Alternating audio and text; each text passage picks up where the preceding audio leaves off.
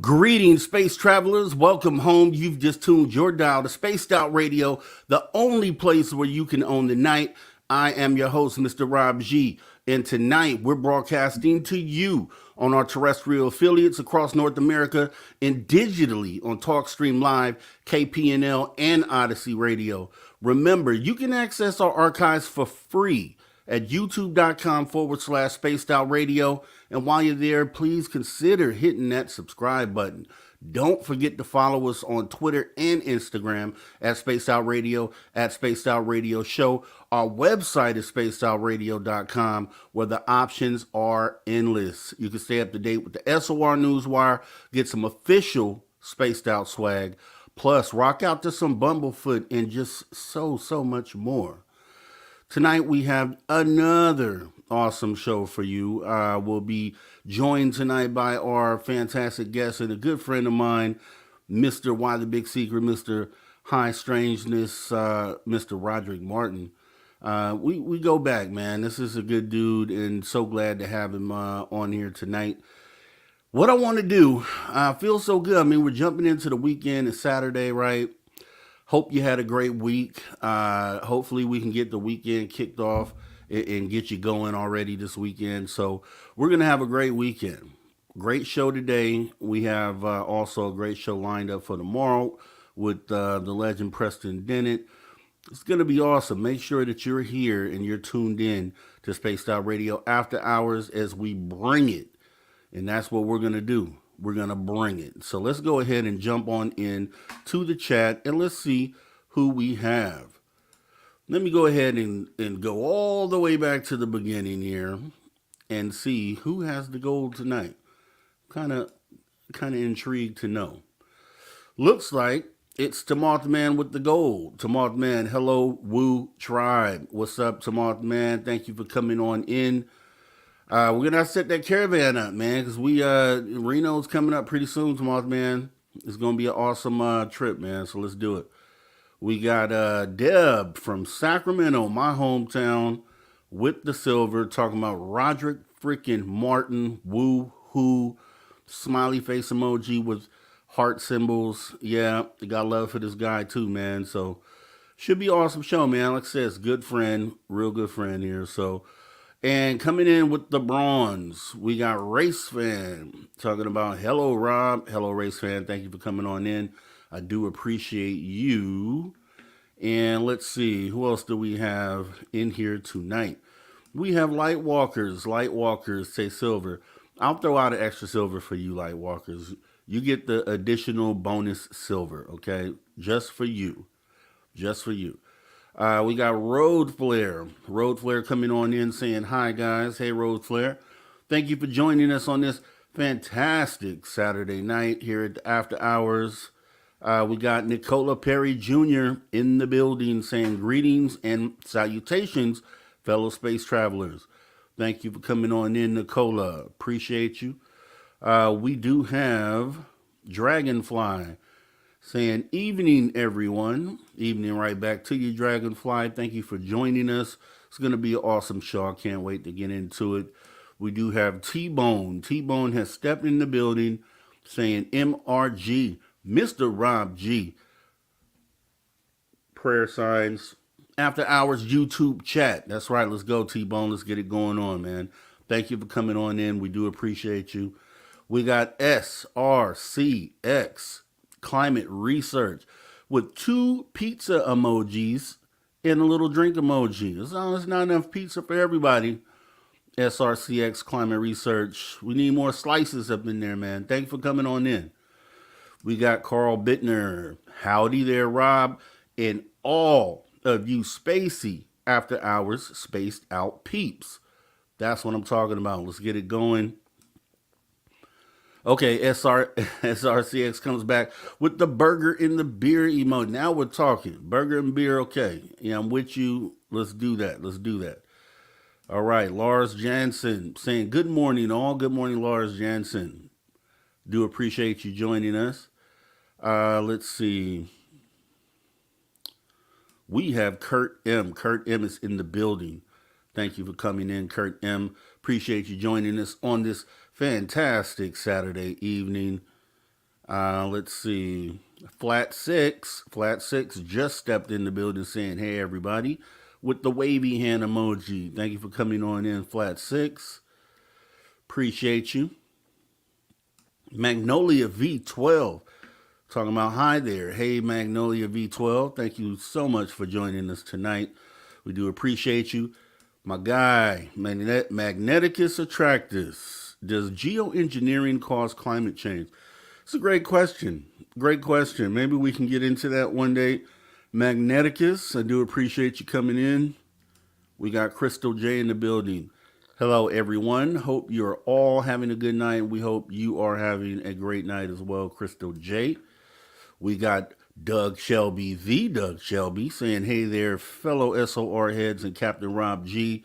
Thumbs up, peace emoji, cool glasses emoji. Love it. Appreciate you coming in, Doug Shelby. We got Little Cam 5-1. Little Cam 5-1. I think World War III is about to happen. Tanks being deployed to the border as we speak. Oh, man, let's hope not. Little Cam 5-1, let's hope not. Or if it is the case, let's hope these ETs intervene and bring this disclosure right now, in this moment. If that's true, Lil Cam 5-1, I hope it isn't, though. Thank you for coming on in. Let's see, who else do we got here? Okay, we got Susie B in the building. Susie B, hello, Rob G. Welcome, Roderick Martin. Welcome, everyone. Thank you all for coming. We do appreciate you coming in. Thank you very much for showing up, Susie B. Long time, too. Missed you. Miss you much.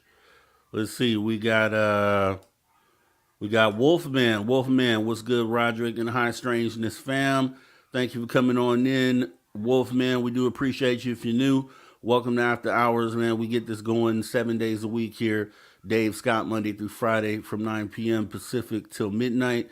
And then here you get me, Mr. Rob G, Saturday and Sunday, 8 p.m. to 11 p.m. Pacific time, and it's going down 7 days a week here. So thank you for coming on in.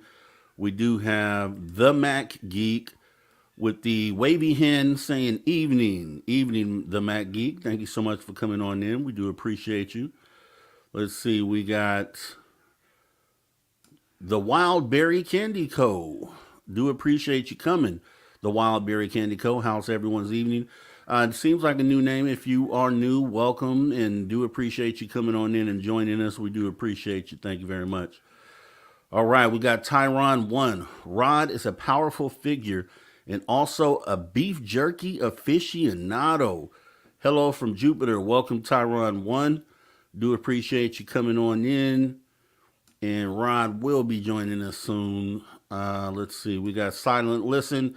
Just got in from Sky Watching. We're seeing those lights that Melinda Leslie is seeing. Amazing. Like to hear more about it. Actually, we need to have Melinda back here. I'm going to reach out to Melinda and we're going to set it up and see what's been going on out there. Appreciate you coming on in, Silent Listen. T-Bone with the super chat, getting it started. We do appreciate your support of Spaced Out Radio. T-Bone, thanks for getting this thing started tonight. We do appreciate the love, and this love right back to you. We got Presidential Zaddy in the building saying salute. Salute right back to you. Presidential Zaddy saying F you, Dave. If Dave Scott is watching, F you, Dave. And then F you, Rob G. Well, F you. President Zaddy, with love, with love, with love. Let's see, who else do we got here? Mike Rivers. We got Mike Rivers in the building. Mike Rivers, no, President Zaddy, that's his thing. He's all good. President Zaddy is good. But thanks for stepping in and trying to mediate the problem. But yeah, President Zaddy's good. Thanks, though, Mike Rivers. Thanks for coming in. We appreciate you. We appreciate you.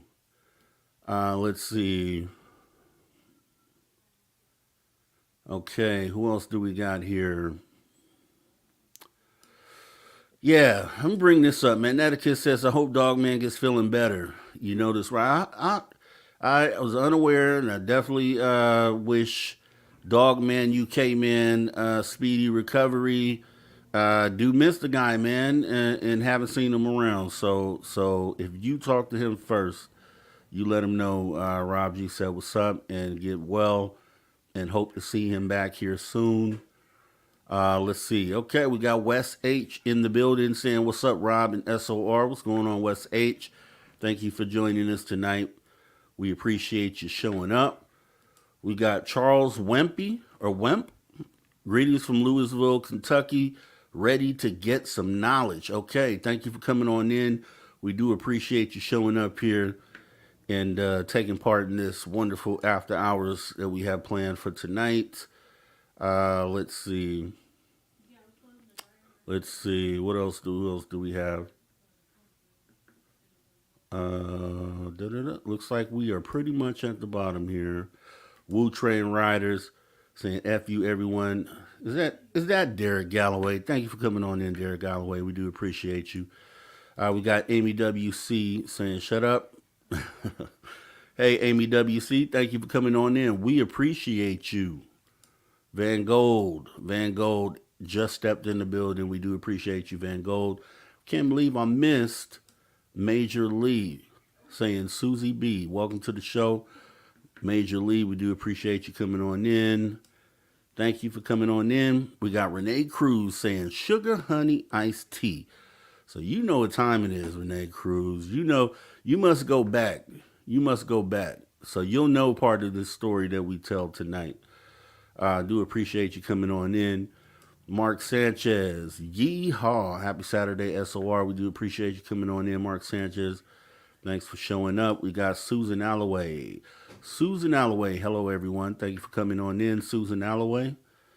Let's see. A lot of new names in here tonight, too. I see Holoski Podcast. Excited to soak it in tonight from St. Louis. Thank you for coming on in.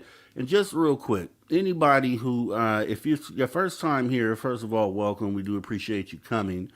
And we would love to have you come back. So please consider hitting that subscribe button and the notification bell. We go live on this channel 7 days a week, 3-hour shows each day. Fantastic guests each day. So please consider hitting that subscribe button, the notification bell, and come back and see us again. Let's see who else we have in here.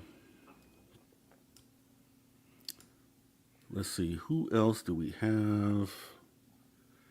Bob Berkins. Bob Berkins, sup, black man? Sup, Bob Berkins? Do appreciate you. Appreciate you coming on in. Okay, I'm going to try to pronounce this. Joao, jo, jo, Joao, Joao. No, I'm not doing it right. I know it. Mr. Ferreira, Brazil in the house, my guy. Please tell me how to pronounce. I would love to know how to pronounce your name. I appreciate you coming in. Thank you for showing up here at the after hours. Let's see. All right. Love the red bandana and the red goatee. Hey, love it, love it. Thank you, Van Gold. I do appreciate you. Let's see. We are pretty much caught up, huh? Yeah, yes, we are. Okay, yes, we are. We are. So thank you, Joao. Is that? Oh, I did. It says I got it. I got it. Okay, I appreciate you. Thank you so much. Thank you. Feels good. Feels good to know that. So thank you very much. Okay. So we're going to get into some good stuff today. Fantastic show set up for you guys. You know how we get it going. Facebook user just stepped in at the last minute at the buzzers. Got to give it up, Facebook user. Hello from Arizona. Hello right back to you, Facebook user. We have a fantastic show lined up for you tonight. You know how we do it, though. Every Saturday we get into the week that was Spaced Out Radio. So what we are going to do is we are jumping into the Spaced Out Radio time machine as we head back in time and get into the Spaced Out Radio SOR weekly review. Let's go ahead and get that going, and we will see you guys in just a moment with our guest, Roderick Martin. So here we go. I'm sure not giving them my data. No way. You know, it's funny. They were talking about how they had over 300,000 pieces of data. And in this latest report, they have 12,000. Yeah. You know, and I mean, everything's been shady with them. Yeah. I mean, you look at the fact that they were trying to buy journalists. Yeah. Okay. I'm not going to say the journalist's name, but they tried to buy journalists. They tried to buy researchers. Yeah. I know in talking to David Marler about it, that they tried to buy his information. And when he said no, they pretty much threw a tantrum on him. Okay. Yeah. And tried to guilt trip him into it. You know, and that's because he had his own files plus the APRO files that he just acquired, which is he had been, you know, fallen on deaf ears for the last 30 plus years. I mean, there was a lot of stuff that's going on. And so the 12,000 that they have are believed to be from people who've given them their research as advisors. Yeah, it's something's up there. I can't figure out that outfit, but it at surface level, it appears shady as hell. So then you choose a PR person who's never worked a day in media. Oh, really? Oh, I know who you're talking about. Yes. Yeah. Right. I mean, like, what are you trying to do? What are you trying to pull here? Well, you know, and the thing that's amazing is knowing who is behind this Enigma thing. I mean, it's like a freaking fire hose of money, endless amount of money that they can pour into this thing. And just the whole thing, it just, and actually, you know, my hat's off to you, Dave. I was like, oh, these people sound cool. And yeah, sign me up until I watched one of your, I was watching or listening to one of your shows where you were talking about it, about Enigma. And I'm like, oh man. And then I started digging into it. It's like, oh, I don't know about that. Do it. Opening up spiritually and having your own awakening. Mine seemed to happen very abruptly. Yours took a matter of years. Which is it normally for people to, you know, get hit in the side of the head with the proverbial spiritual baseball bat, or does it for most take time? You know, that's a really good question, and I don't think that there's a right or wrong answer for it. Professionally speaking, you know, based on thousands of clients that I've worked with over the years, I would say that it's a good number of both.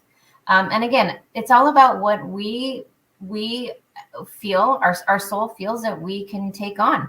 There's so many different elements and variables and factors in our life that will determine whether or not we are prepared, or if we have the right support that we need or lack of support. to cater to our awakening. So some people, that resist, and they don't want to deal with the aftermath of the awakening, and they don't have the right support system. And so unfortunately, there's a lot of 3D interference, which we can talk about, which I get very much in detail in my third book, that blocks a lot of people. So there's a lot of things working against us in this reality because they don't really want us to awaken. So there's going to be a lot of interference causing us to want to numb our awakening with addictions, alcohol, drugs, all sorts of things that they'll dangle in front of us so that we become distracted. And so those are the people sometimes that need a harsh awakening. Those are the ones that need a swift kick in the behind, and they end up having a near-death experience, or they end up having some traumatic experience that's the catalyst for their awakening, because they either resisted for too long, or maybe they needed it to be that way. Maybe they knew that was the only way that was going to awaken them. That's going to get them. It's going to shake them to the core, and that's what they need. I know from the type of person that I am. In hindsight, looking back, I wouldn't change anything, and I would have done it exactly the same again. Because I know that, again, I needed to be sensitive to the people that I'm working with now and really understand how challenging it could be to take a slower path and go through trial and error and all of this. So I would really understand other people's journeys that were like that, so that I could help coach people. Is this a big run, Bob, on the military industrial complex really flexing to the UFO world and to the world media that they're not going to play this game and that they have full control over it? They do have full control because of the way it was set up at the end of World War II under the Manhattan Project rules by Oppenheimer and others. So it's just they're loath to give it up. They feel they have reasons, but look, they at least owe us the reasons. They owe us the reasons. The other thing they owe us is whatever kind of apology is necessary to deny us resources, physics, engineering, etc., that can save our planet. Save people from hunger and starving and living without. I believe that all of that is in the secrets they are hiding. And you and I have talked about that before, and we definitely have agreements on the fact that they're hiding something. But what is it? Is it alien life? Is it something more or something different? If it were just alien life, that'd be boring. That's just boring. After E.T. came out, people were ready. I thought it was going to come out because that clearly had some kind of blessing for that kind of stuff to come out. You had lots of people able to say stuff and do stuff and be in it. And Spielberg clearly had support. And the minute I heard he went to the Reagan White House and showed the movie, I knew that had some kind of official support. I think they had government advisors. And I thought stuff was going to come out, and it just didn't. Well, you know what, though? I think for a lot of people, like I was saying right before the break, I think being scared is an addiction to a lot of people. That's why, when paranormal television started in the early 2000s, we saw a huge influx of people all of a sudden becoming ghost hunters, and that was a pretty... people don't understand, Varla. I mean, you've been in the game long enough that prior to that, admitting you were a ghost hunter, that was pretty taboo back in the day. Yeah. And those when those shows kind of came on the scene, that was really kind of the first normalization of any kind of acknowledgement of paranormal. Not the first by any means. There actually, I'll correct myself. There have been shows periodically, things like Unsolved Mysteries that would sort of like come on and, usually it might be a missing person, but then they would throw something sort of paranormal in there.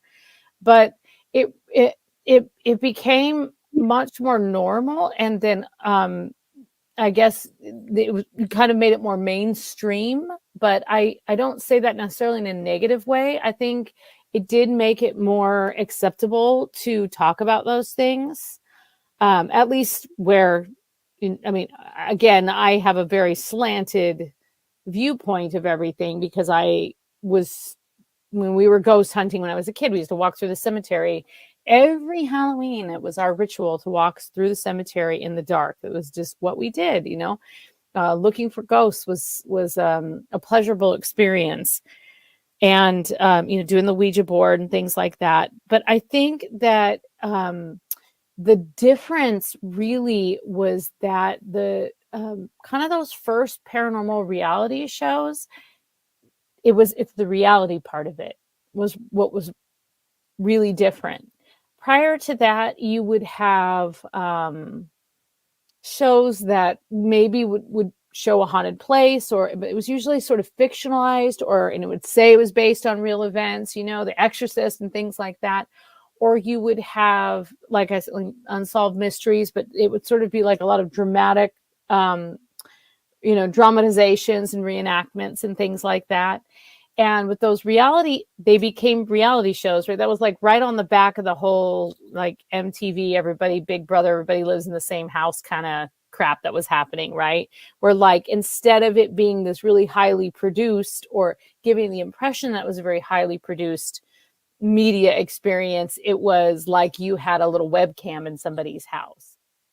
So we were thinking there was Bigfoot activity going on in those woods.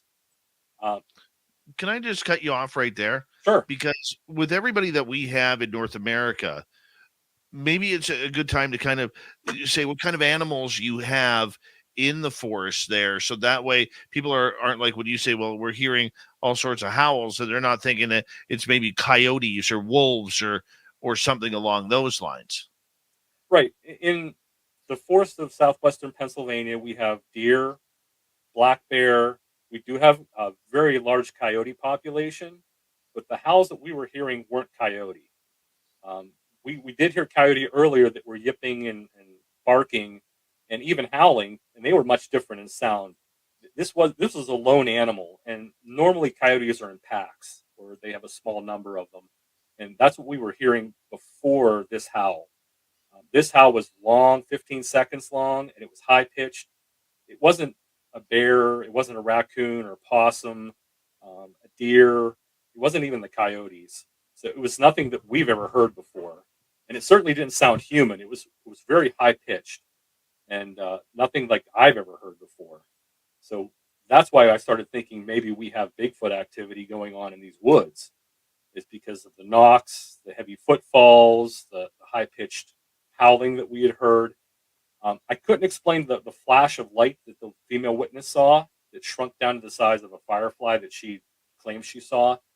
But a few weeks after that, we kept coming back up there and we kept having little small experiences, nothing major that really made us think this was a hot spot. Just little things that would happen in the woods, knocking or something moving around in the trees, stuff like that. So we weren't overly alerted to this possibly being a hot spot until mid-February.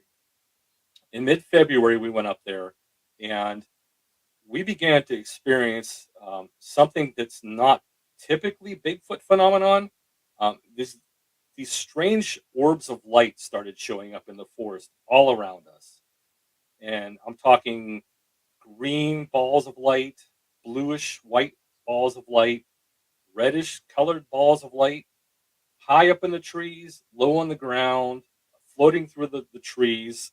I've never seen anything like that. I've never experienced anything like that. And it wasn't just myself experiencing. There were multiple eyewitnesses. It just bugs me to no end when I see this group trying to take advantage of good people.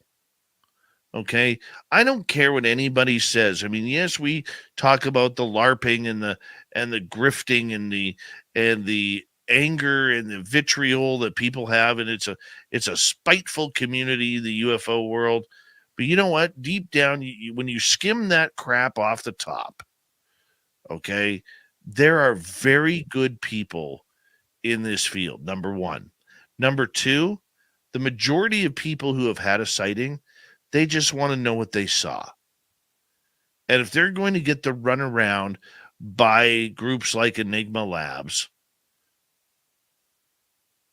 it hurts what we are trying to accomplish, especially if those sightings turn into encounters. Okay, like they have for you, Courtney, like they have for me. And when those encounters happen, we start to worry. We start to worry about, why me? Why is this happening to me? Okay.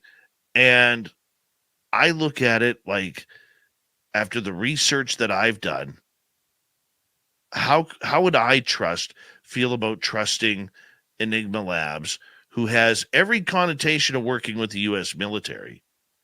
Why would I trust them with my information? Even though they say they're going to keep it private, how do I know? Because we've caught them so many times in their infancy here of speaking out of their both sides of their mouth.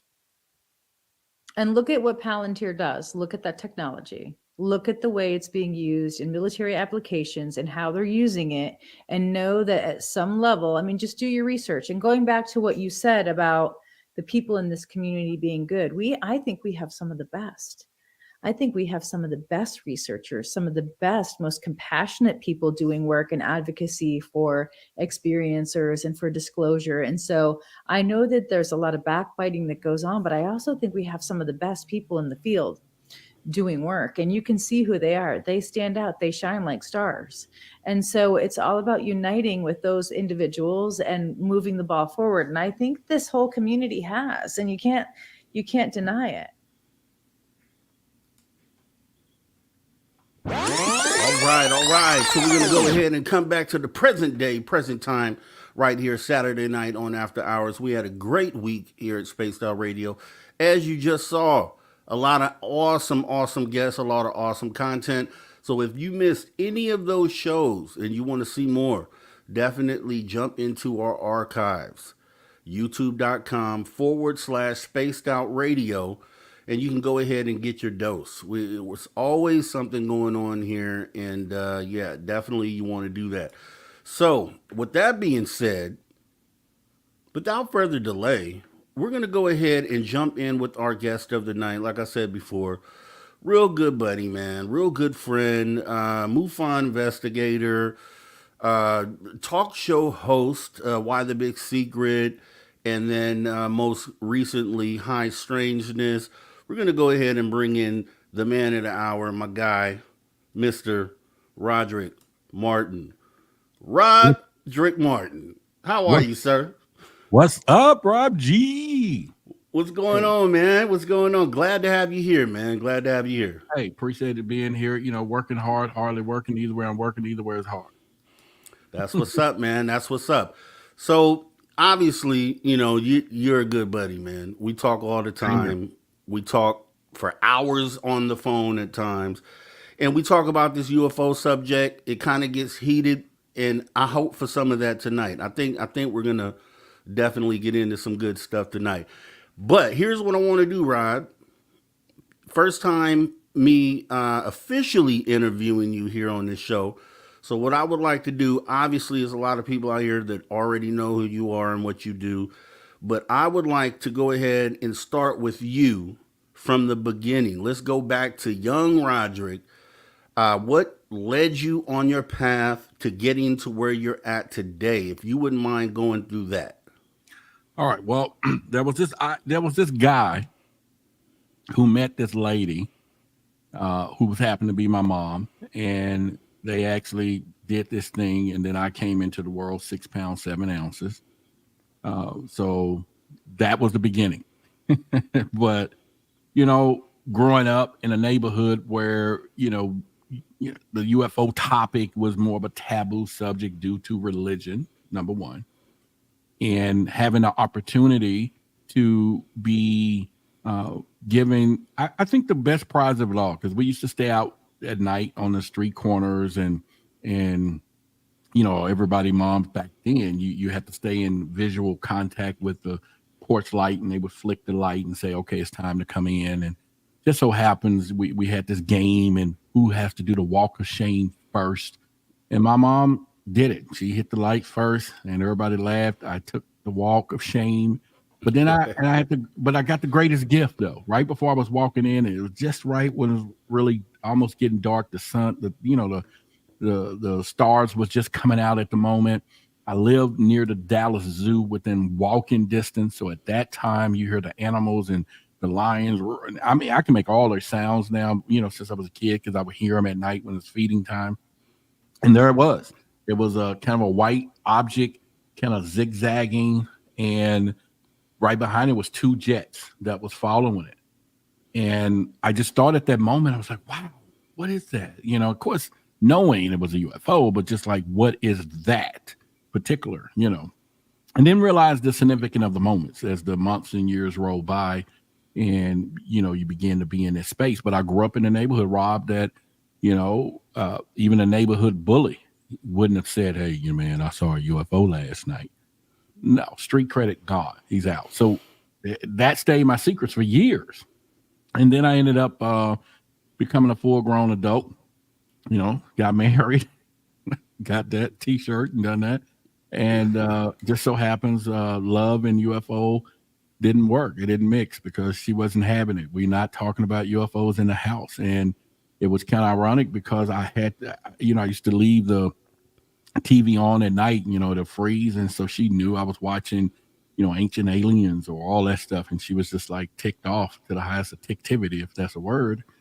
And I just told her, I said, look, I want to talk about this stuff. Who can I talk to? And she, we was going through divorce because I had issues at this time. And she said, well, you need to go over to this place called Clubhouse. You can talk about anything you want.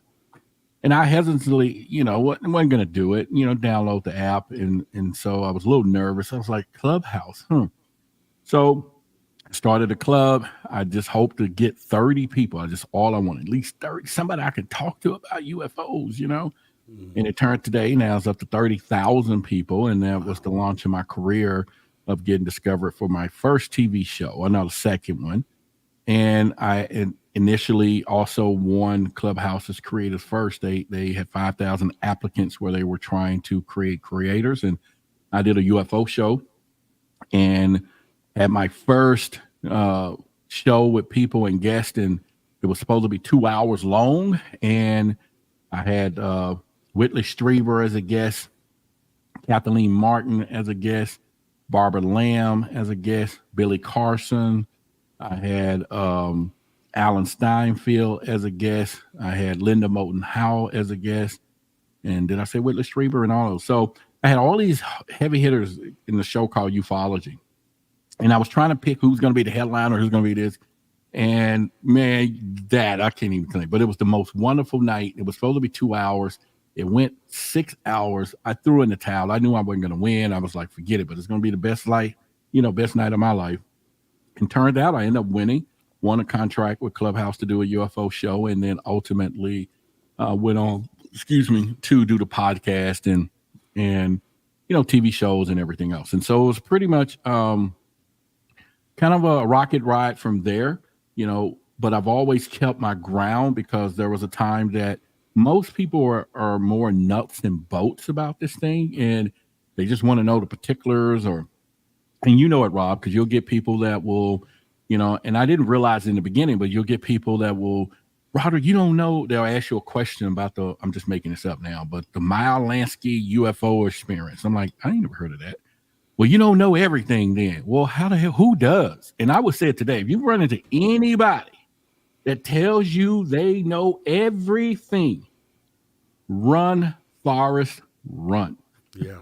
I'm telling you, Run, catch up with it. Catch up with your abacus and catch up with it, because I'm telling you, nobody knows everything. But you do get people who talk about things, the same thing for 30 years. And of course, they should be an expert at that one event. And you got to distinguish between the two, that they've been talking about the same thing for 30 years that make them think they know everything. And that one thing is not everything. And so, but anyway, I just got off that tangent for a minute. But as time rolled by, of course, getting into this, understanding it from a ground level, then I kept my course of really trying to communicate with people the wanderers, I would say. You know, there's so many people who say, well, this person's not woke or this, but it's still millions of people, Rob, that just don't know that they still ask the question, is UFOs real? You know, the basic enemy, like we passed that point. But regardless, you still got to take them slow. So, yeah. And, you know, since then, as you know, I've been in 9, 10, 11 different TV shows. I have a show on Discovery Plus channel. It's the Alien Endgame. It's also on Apple TV right now. I'm in a show on Fox Tubi called Roswell, something, you know, the anniversary of Roswell, I forget. I've been on GAIA with George Noory. I've been on GAIA with Regina Meredith. I was also been on Coast to Coast Radio. I've been on, let's see, Amazon. There's 3 or 4 movies there I'm in now. Bigfoot, I Want to Believe 1 and 2, something with Bigfoot and stuff. Forbidden Knowledge TV. I have on their network with a 8-episode show. Also been in a documentary, Black Knight Satellite, with them. Also was featured on Ancient Aliens back in May. And then I have 2 other projects, and I have several of them coming up. So it's been really a rocket ride, but it is really one of those things. And then, of course, later on in the show, we can talk about Project Black. So. Yeah, we can definitely get into that, man. I want to go ahead and give you your flowers, man, because there's, you know, you definitely have a list of accomplishments that a lot of people would be envious of, and it's just awesome to see. You know, I always can appreciate someone that's in the field that is actually doing things to further the narrative, right? So I want to get to that point. I want to, you know, get to where you're at. And, you know, we came across each other's paths, you know, some time back. A lot of people, well, there's probably a handful of people here. I know Magneticus is one. I believe Renee Cruz. They remember, and most people here don't know. Like when I started talking about UFOs in front of the camera was with you on your show, Why the Big Secret, right? And he still got to give me another flower. And let me just tell y'all about this one, so y'all know. Rob put the prediction, a real prediction, and he stood by this as though it was a water and last drink of water on earth. And he said in 2023, the first, was it last year? Disclosure will be out. The aliens will be walking around. People will be going to McDonald's and looking in a drive-through, and they're serving you your food. He broke it down that they're going to be here, not so much just being here, that you're going to go outside, get your newspaper, and you're going to wave across the street, and you're going to see Akbach over there and his family watering the yard. That's how big it was supposed to be out. Yes. Okay, let me take a step back. Okay, so what happened? What had happened was. Oh yes, what happened was. Yep. So it was 2022. Okay, and I made a prediction that, based on what was going on at the time, we had a lot of movement. We had Gary Nolan had done his interview, a real big interview. We had James Fox earlier that year when Moment of Contact came out. He said that he had some things that would be coming out by the end of the year. So there was a lot of momentum and a lot of reason to feel like disclosure was on its way. And I didn't say that aliens would be walking around. However, I did say that I felt like there would at least be something there that you could check off the list and say, okay, these things are here. Now, that didn't happen by the end of 2022, but I will say 6 months later, 2023, we had David Grush come out and make some bombshell statements. So I think I wasn't that far off. So if we go with that, I think what David Grush brought us, based on the prediction I made in 2022, I think ended up being kind of along the lines of what I was talking about. But technically, I didn't get it by the end of the year. I did add some to it a little bit to get a little more dramatic tone. But yeah. So with that being said, I know you talk about this all the time, just like I do. You know, through you, I was able to meet Billy Carson which was a cool thing. Richard Dolan. This is young. This is young in the game. You know what I mean? So having that type of exposure. So I wanted to finish giving you your flowers on that because I think we did some good work, and you know, I'm just proud of where you've taken your brand. You've blew it up. You know what I mean? You had Why the Big Secret. Now you moved it into High Strangeness, which I think is a really good move. Can you talk to the audience a little bit about your transition and where you're going and what they can get from you? Yeah, Why the Big Secret is still on Spotify. I upload podcasts and things to that. When I started looking at where I wanted to go with this phenomena, you know, not just talking about it, but be about it, I figured, you know, I wanted to develop a destination channel. You know, what are they actually going to get when they come to watch and hear you on YouTube or via any other multimedia streams?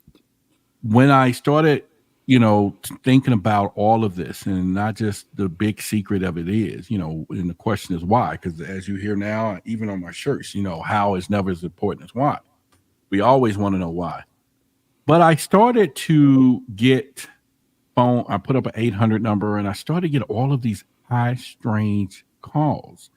And it went deeper than just UFOs. It went from phenomena to ghosts, paranormal, you know, and the list just goes on. Conspiracies, you know, stuff that just real high strange stuff. And I wanted to make sure that I stamp a brand for content, you know, for the future and what you're going to expect. And so I decided to, back last year, I filed for a trademark in the U.S. Trademark Office of the word High Strangeness, and based for the YouTubes, for video streaming, you name it, everything, storytelling, all the way down to ufology, you name it. And then I also wanted to make sure that I brand my coin phrase, which was, you may not believe it. And just like Ripley's Believe It or Not, because this is a business, and not a business to say, oh, I'm trying to make money off the people. And because people fail to realize that I've been in 9-10 TV shows and I got paid pennies, and they made thousands of dollars, you know, providing content that most people are paying at Netflix. They're paying at all of this. And that goes into the realm of us asking for support on our channels, people supporting you tonight with super chats and all of this. They really just don't understand that it's a big thing. And there is an expectation. So I said, okay, if there's going to be an expectation of what you're going to expect from me, then I need to make sure that I turn this into something that I could, you know, not only better deliver and better serve people, but then monetize the message, because I got a message. I have things that I want to share. How do I monetize that? And so then it became a business structure, because, you know, you get sponsors, brand deals. Eventually, I've got a few now, and different things that it turns it into the business. So High Strangeness was filed. You may not believe it. It's filed as my personal catchphrase. And then I use that as I go into what I'm saying. So I may say, tonight you got me and Rob G. We're going to go into some good deep stuff, some about disclosure and this thing about what he said 2012, 2 or whatever. But you may not believe it. You know, so it is the and you know, I've always said in the beginning, I like to call it infotainment. Yeah. I'll be as informative I can to you, give you the facts, figures, but also bring a little entertainment in, because this stuff is so damn serious. Oh, maybe I shouldn't have used that word. It is so serious. You know what I'm saying? And it's to a point to where some people have mental, you know, what's the word? You know, whatever, mental warfare with this stuff. When we got to get to a point where people can handle it mentally, maybe laugh about it, not laugh at someone, but just laugh about what's going on in this world with, you know, finding out in this discovery where we are. So make a long story short, it all boiled down to really staking claim for the future, becoming a trademark brand of what we're doing, because I'm not just playing with this thing, right? And so therefore it's a business, It's a wonderful business because you're a content creator, you're providing knowledge to people, you're helping people. And in return, all I want them to do is just watch the videos, and then YouTube pays me for that. You get what I'm saying? So if I can put those two things together and get that audience bigger and bigger and bigger, and then the brand deals come in and pay me for that hard work, and I can give back to the community even more. Go out and do more research, bring them real live stuff, and so that's where I'm at with that. It's long-winded, but that's where I'm at. No, and man, it's like I said, when you have these are your flowers, man. So definitely, I want to know, what's behind the mindset, and I think everybody else wants to know as well, especially fans of yours. With you covering these topics, I mean, because I know when I get into it, I'm on this whole humanity thing, right? And that's what my show was about over at Social Dig, right? So I've covered these topics. I listen to other people cover these topics. Since we're still so close to the beginning of the year, the whole 2023, all the things that happened last year, how do you grade 2023? Do you think it helped ufology last year? What were your views on, some of the things that happened last year? I think our expectations in 2023 when it comes to disclosure and all of this stuff is really gotten out of whack. Because I think people fail to realize that the big secret keepers, which you can put in there anywhere you want, from religious institutions, government institutions, whoever's keeping a secret from us, all of us, just bag them up as big secret keepers. I think that although in 23 and 23 we made some headway, but I think that they have a plan, and they've always had a plan, to orchestrate what we think is happening. And I think we're missing it a little bit, overall, so to speak. And let me go back for a minute. Us in ufology, we've probably spent the last 70 years telling the public, don't trust the government. Don't trust the big secret keepers. They're lying. And if you think about the elephant type of situation, a circus elephant, where they tied him up as a baby with a chain or a rope, and he spent years pulling on it, which developed mentally that he could not break this. Although now, as a full grown, he's one of the strongest things on the planet. He can just snap it at will. You have to go crazy to snap it, right? So think about how we have tied that rope on ufologists or our fans and people, saying, don't trust these people, don't trust them. And all of a sudden they flipped the script and started trying to disseminate information slowly but surely. They started trying to filter. There are things flying around from the president, Barack Obama. Oh yeah, we got things flying around that we don't know what it is. And all of a sudden our whole culture is still saying, oh, hell no, don't believe them now either. Right? We started that. So it's like they knew that it's time to flip the script a little bit. And then we're going to play this disclosure game, because now don't get me wrong. I'm not saying that Tim Burchett and all of these people are not the greatest people in 2023 and what they was pushing. I'm down with that. But they did take an oath, people. They did take an oath to protect the sovereignty of the United States of America through national security and everything. And while this dog and pony show is going on at the congressional hearing, and when they pull him in the back and say, darn well, buddy, this is national security, they gotta fall in line. They ain't gotta tell us nothing. They're gonna fall in line. So here we are out here saying, oh, we got disclosure. All right, so what? We got 10 doors of secrets. They are only going to show us what we think we know. So if we go to them, we got door number 1, number 2.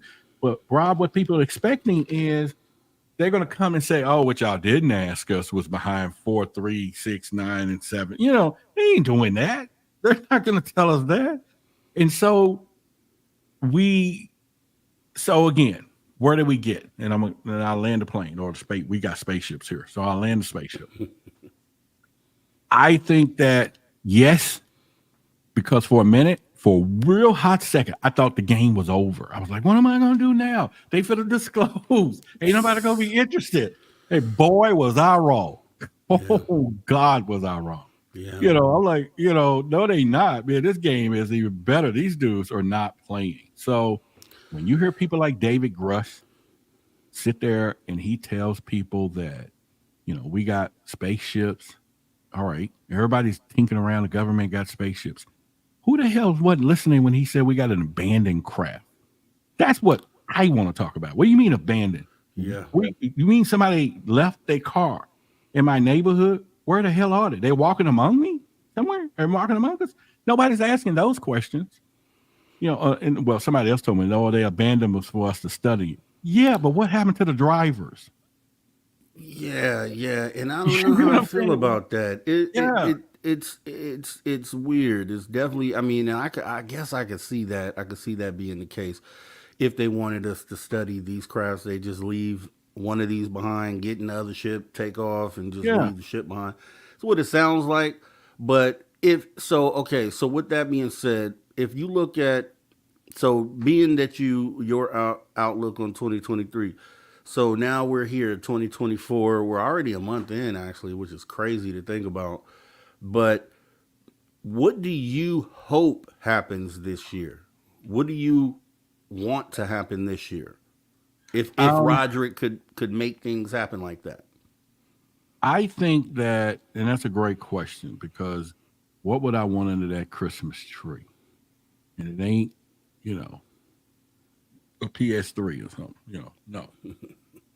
I think that what everybody wants, I think people want to actually see an alien. However, now I'm in this game enough to know that could be you, could be me, and they can look just like any of us. So we could be looking at an alien every day and don't even know it, because we got this conception of what we think they look like. Right.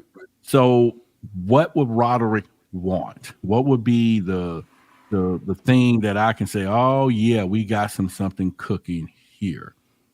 It will be the fact that one actually parked a ship, you know, just came down and got out, and not any other place out there. I'm not talking about the White House. I'm talking right out here. And I go, well, what's going on? And he said, hey man, we just chopping by. I don't know. And that's the humor side of it. But I think if we go with more the nuts and bolts, we just want the truth, right? We want to know about hybrids. We want to know the religion. Who are your gods? What are you know? Give us the truth on what we've been taught. Technology. If there's some free energy, give it to us, so I can stop paying this damn electric bill, right? You know, health. I got diabetes. Clear this thing with just lay hands on me and clear this stuff up. Yeah. Oh, by the way, get some of these pounds off. Yeah, you're abducting some folks, and you doing it for food. You can take some of this. You know, you want to get all the advancements that they have that's out there to equal or to level the playing field in our own personal lives. You know, whether it's financial, all of this stuff. So I think it's more. I want the revelation of the life change that comes with revealing who they are. Yeah, awesome stuff. And you know, I want that too. And it's about the way that it happens. I've always stood on that it doesn't happen through the government. And I just said the other day that I hope that in 2024 we at least get this is as far as politicians go and the government people go. I've always said this, if they disclose anything, it's like the cherry on top, because we already have our disclosure. We have that really in our hands. If I had to ask them to do anything this year, it would be something simple like when Ross Coulthard says he's aware of a ship so big that they had to build a building around it. Okay, you don't have to tell us where it is and give up your source. This year, though, I would like for you to at least give more details on what it is, because The Trust Me Bro thing, which was big in 2023, I kind of get it now. I kind of get why people were so hung up on that and why they point to that so much. And I'm kind of to that point too, where just give a little bit more information. You know what I mean? You don't have to give us the cold hard facts, but at least give us something to go on, and then let us kind of follow up on our own. But real quick, Rob, what we're going to do real quick is pause for the cause and get into our first break of the night. And we'll be back, guys, with hour number 2 with our guest, Mr. Roderick Martin from Why the Big Secret and High Strangeness. We'll be back in just a moment. You guys hold tight.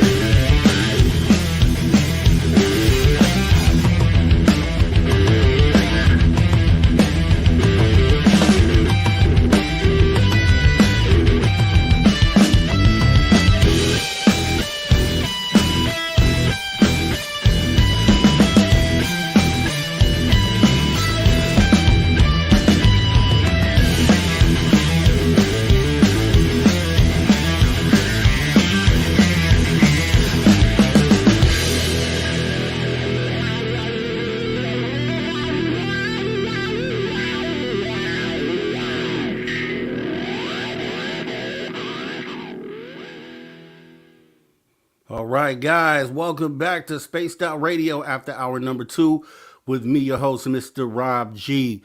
As we continue with our guest, the man, Why the Big Secret, High Strangeness, Mr. Roderick Martin. We're going to be jumping into some more of this content here. And guys, what I need you to do is if you have any questions for Mr. Martin, go ahead and put those in caps so I can go ahead and get those saved. And we will pose those questions at the end of this hour, second half of this hour. What I want to do, though, before we jump back into the conversation, let's go ahead and talk about this Spaced Out Radio VIP party that's coming up here. May 10th through 12th, 2024. We got Friday, Jessica, Dave, myself, Mr. Rob G hosting 1 hour each. So a 3-hour block. Right after the broadcast, we'll be kicking off the VIP party. Saturday, the Ghost Hunt with Merle, which should be pretty cool. Saturday night, the UFO Skywatch with none other than Melinda Leslie. So that should be awesome. And talk to Deb Shakti, and she should be there. Brian Bowden should be there. So maybe we get some CE5 stuff going on too. So hopefully we'll see you there. Come and see SOR fan favorites like, I'm going to read from this list: Dave Scott, Science Bob, Merle, Mr. Rob G, Melinda Leslie, Dr. Michael P. Masters, R. Keith Andrews, Jessica Jones, Lala Bright, Jim Goodall, Dirty Phil, Tim Senor, Lorian Fenton, Kira, Grant Baker, Geraldine Orozco. So come meet Dirty Phil, Jessica Jones. I want to meet you. Everyone is invited. Everyone watching this broadcast is invited. You want to go ahead and set up breakfast, you want to go ahead and set up dinner, go ahead, let me know, and we can go ahead and get it set up. $60 for tickets to the VIP party. $100 gets you the ticket plus all VIP and swag bags. Rooms have been on sale for as low as $139 per night. That's less than triple the cost of Las Vegas from the previous year. It is the perfect gift. Yes, we understand that these dates fall right on Mother's Day weekend, but hey, your wife, your mother, your daughter, they all deserve it. Go ahead and get them signed up. Email your request for tickets to info@spacedoutradio.com. We cannot wait to meet you. Real talk, we cannot wait to meet you, so we hope to see you there. So, getting back into the conversation here with Mr. Roderick Martin. So, Rod, I know you got a lot of the things that you have going on over at your channel. Obviously, I'm a viewer of your channel. And for anyone who hasn't went ahead and viewed Rod's content, make sure you guys go over there and subscribe. YouTube.com. What is it? / at High Strangeness? No, it'll be youtube.com / @why the big secret.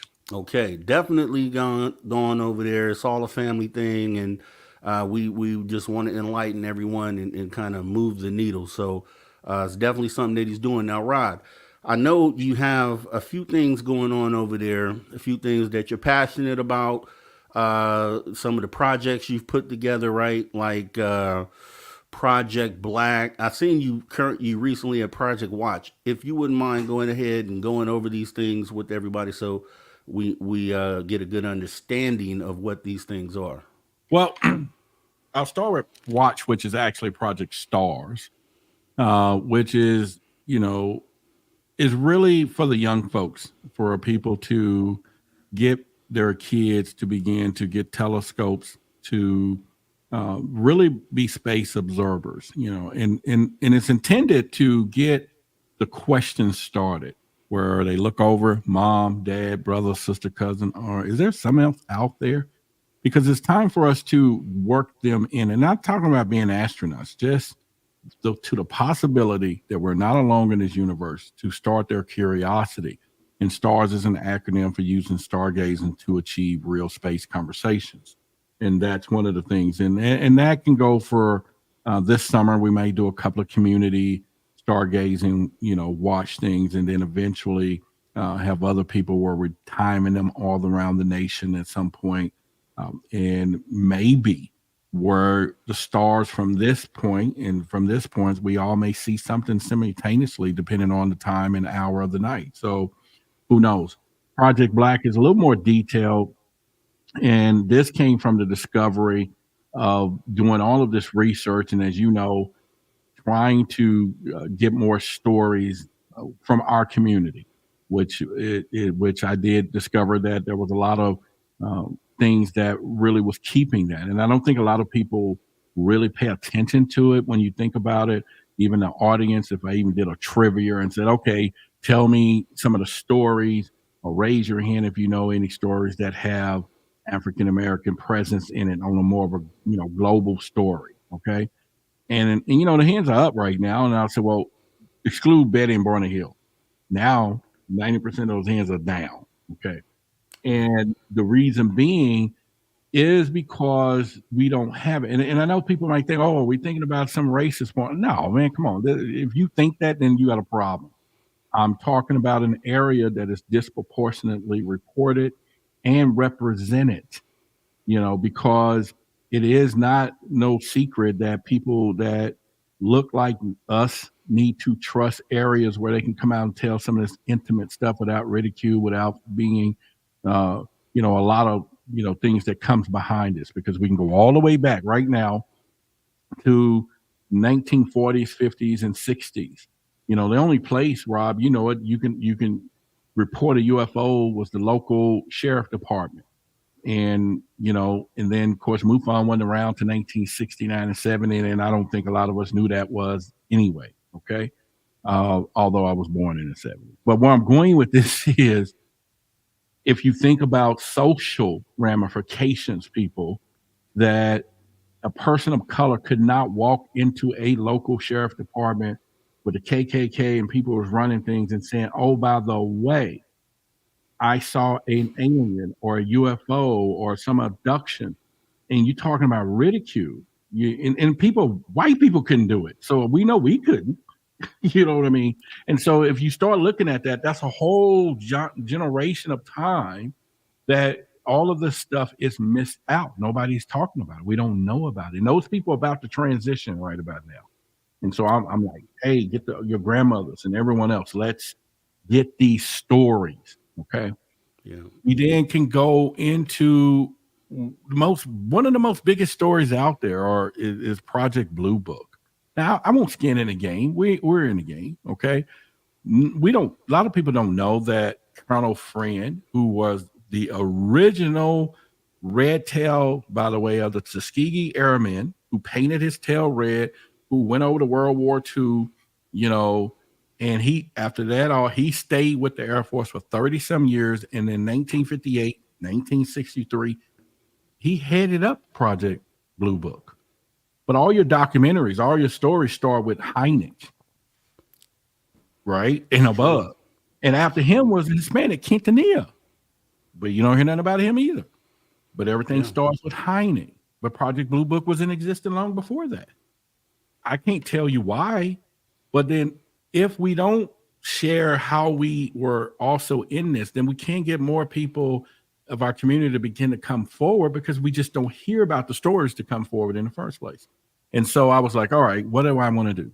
So the tagline of Project Black is start the conversation. How do we just get the conversation started in our communities? Because I can tell you, anybody out here that's listening, they can have people in our friends in our community, and they know it's a taboo subject. We're not talking about this in an open fashion. But yet they were on the same boats in the military.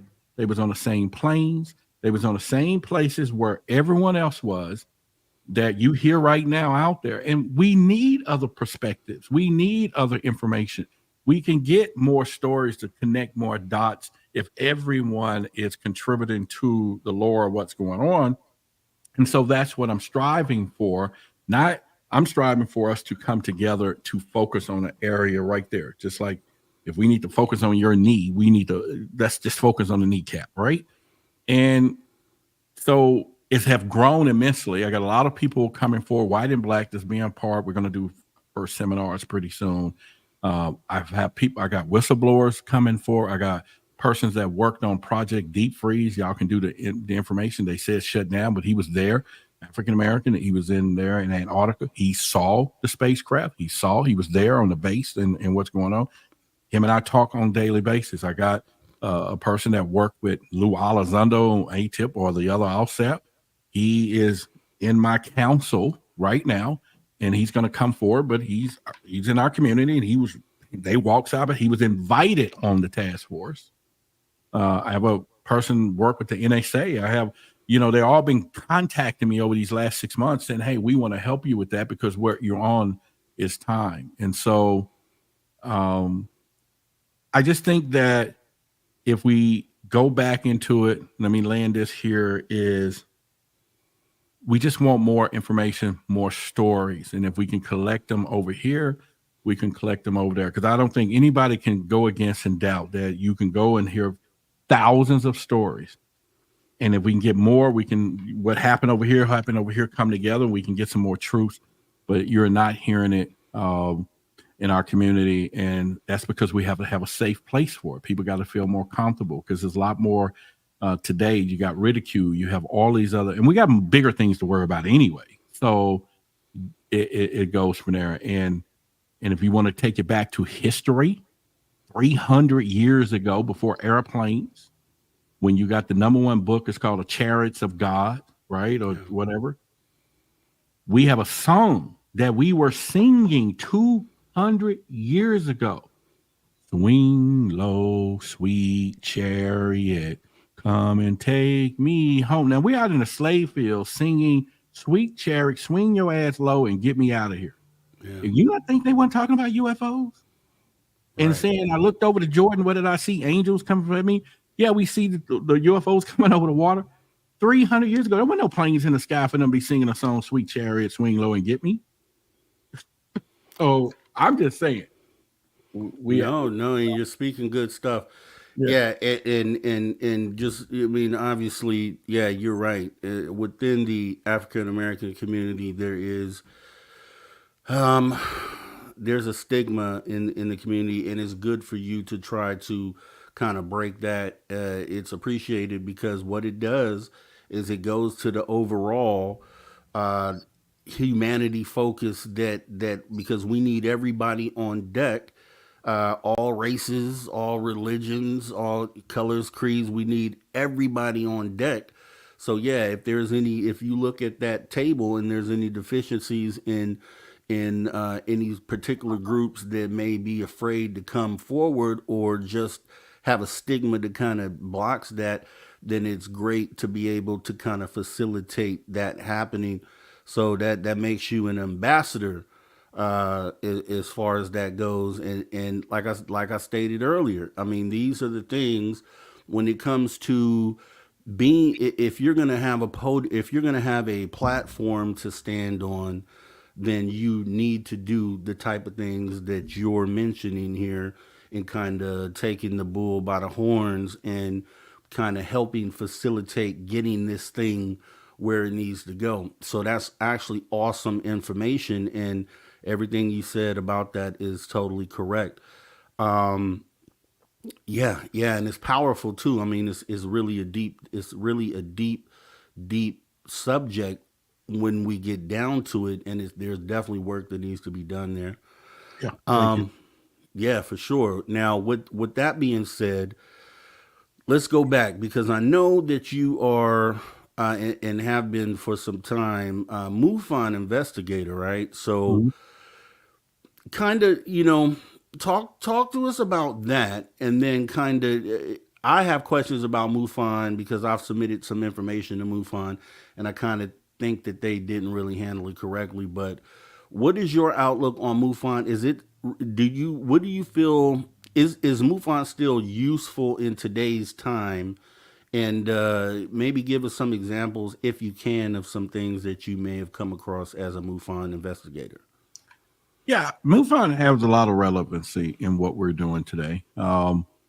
They actually, anytime you have a system that works with data collection, because it's all about the data. And MUFON has been having a system for quite some time, and they have perfected it in such a way where the information can be disseminated from the bottom up to the chain. Now, the challenge of that at some point is depending on who's receiving the information, is it going to get disseminated back down? And we can use the word cherry pick in some cases if, some people have cases that come across, or they're going to give it to a new investigator when it's something, so you will find that challenge, I'm saying, within the ranks of it, of do you get good cases being new versus someone who's been there 20 years and they're the state director and they see everything before it's sent out. So it's no different.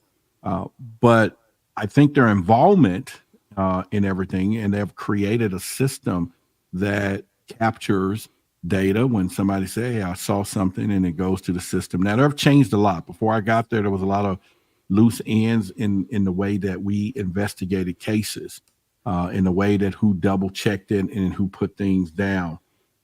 And so I think that now, there's a new checklist of how stuff is coming through and how they go back and back check it. So I think it's a heck of a resource. It's a great place for people who want to start, because they do provide some training. MUFON University will give you some perspective on things. Now, it's not the same as it was 10 or 15 years ago, where literally a case come in and people still take it a little more, some people are real serious at it, where they may drive out to your location. They may sit there and look at the stars or gather intelligence on what you're looking at. But we can do a lot of that online ourselves. So when somebody report that they saw something, and in the report it says it was 30,000 feet in the sky, and it was, and I saw it clearly. Well, we don't tell them, but we can go in there and look at the weather to the moment of 10 to 15 minute intervals, and I can tell you the wind speed, what's going on. Was there a cloud exactly where you say you were standing, and therefore you couldn't have saw what you saw. And so, but we don't put that in a report where it gets back to the individual, because that's not our job to go in and try to make you think what you saw, but we just try to analyze the data. So MUFON has an important legacy within this, and I think they're trying to get a little more part of the government push for disclosure and come to them, because we've had Bigelow, we have had all these people that came and wanted to use MUFON's database because they know they have something there. And so data is data, and I think how you use it will determine, and MUFON has some great data. Yeah, and I know that they do. I mean, we're talking about a organization that's been around, 50 years, at least 50 or more, and all of those years collecting data, various sightings, and I know that you recently were a speaker at one of the MUFON events. So let me ask you this, and I don't know if you can actually tell us this, but what do you feel MUFON, like, if you're able to say, what is the direction of MUFON today, as far, because you look at like all these different pop-up groups that are attempting to do the same thing as MUFON, collecting experiencer data like the Enigma Labs and all these other places, right? What is MUFON's direction or goal here in present day with this data, in as far as it relates to like getting us to disclosure? Is there like a game plan that MUFON has besides just collecting data? Is there like an action plan in place that, I don't know if you can tell us that or not? Well, I think that what I can say is I'm not in the board room of MUFON. So whatever intentional plan that they discuss is discussed way up there somewhere before it's filtered to the 50 state directors, and the state directors filtered to the regional directors, and then it gets down to people like myself. But their systems is the same all over. So somebody reports a UFO, they can go to MUFON, put in all the details, and begin to point. Then it's assigned to an investigator who eventually will backtrack those things. So I think the intent of MUFON is, and the best thing for the future is to know history. So with all of the history of that data that MUFON has, it can give us a picture of what's happening. So for example, we can go in there and we can see there in Texas in the month of July over the last 10 years, there are more sightings. Oh, they're coming over water, or so we can almost predict in some cases of what areas is getting hit the most, what's going on. And so that allows from the years and years of what MUFON has put together and the data side of things to give us some predictions of what's going on.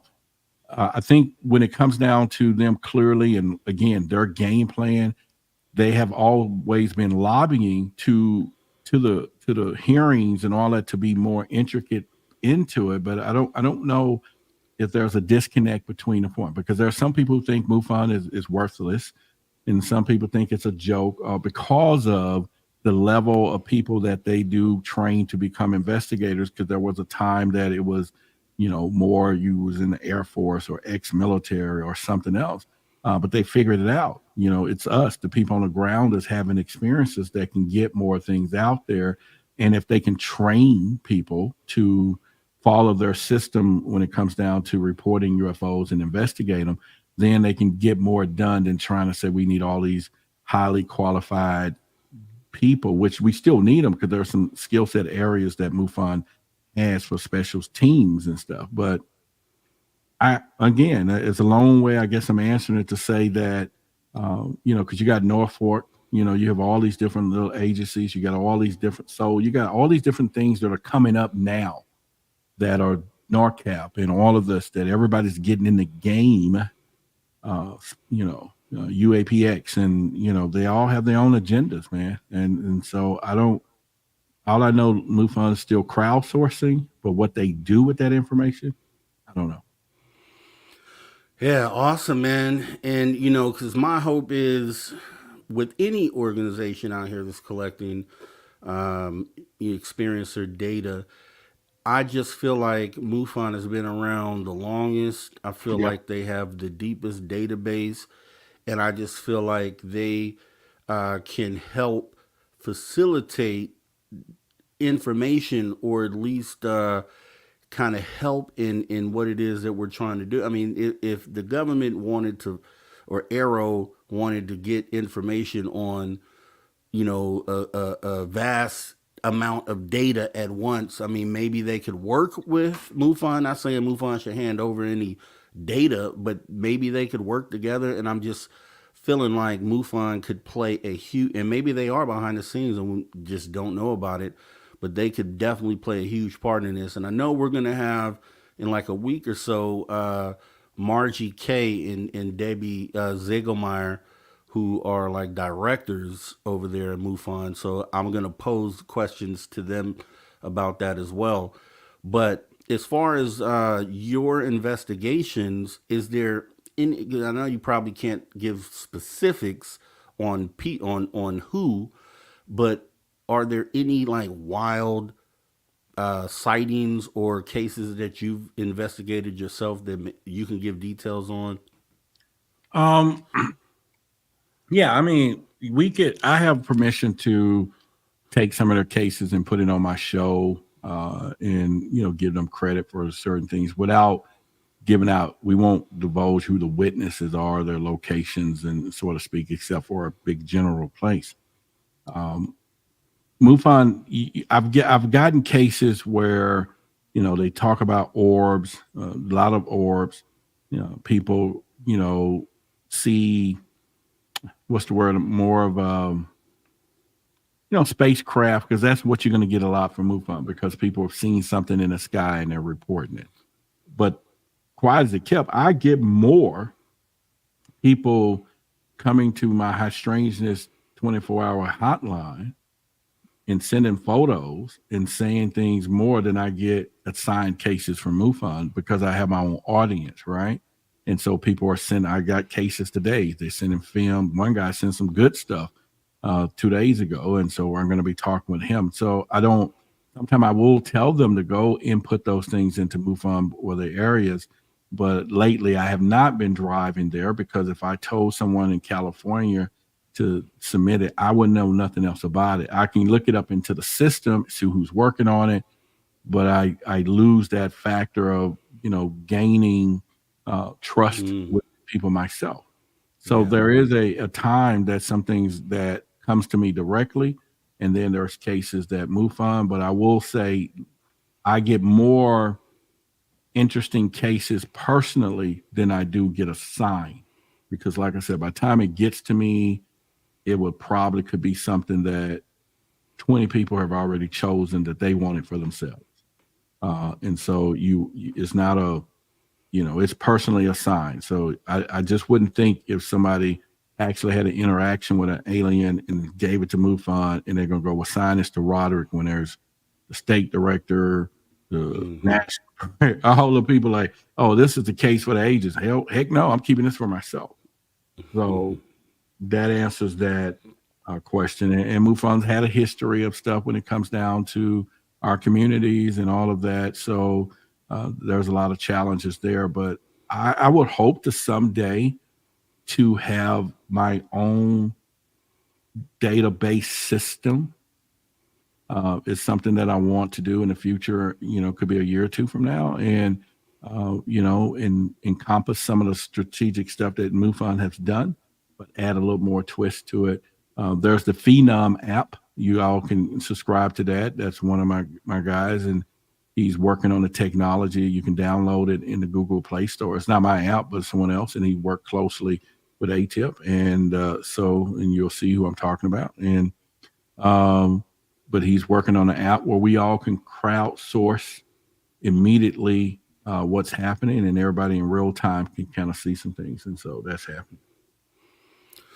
Well, let me ask you this, because being on being able to have a platform and being the visible person speaking or delivering a particular message. So a few months back, I interviewed Rick Doty, and I asked him, because obviously we know Rick Doty was an admitted disinformation agent at one time. There's no secret about that.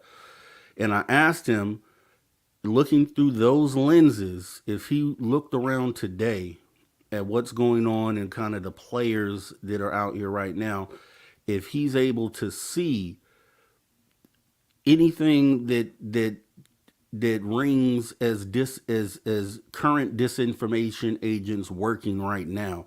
And he said yes. So with that being said, and then being a person that, and this is something I think about too, which I don't care about, because the message is the message and it has to be delivered regardless. But have you ever felt like you were being targeted by any individuals, like anyone that might be trying to step in and kind of stop the message? Have you ever experienced that along this path?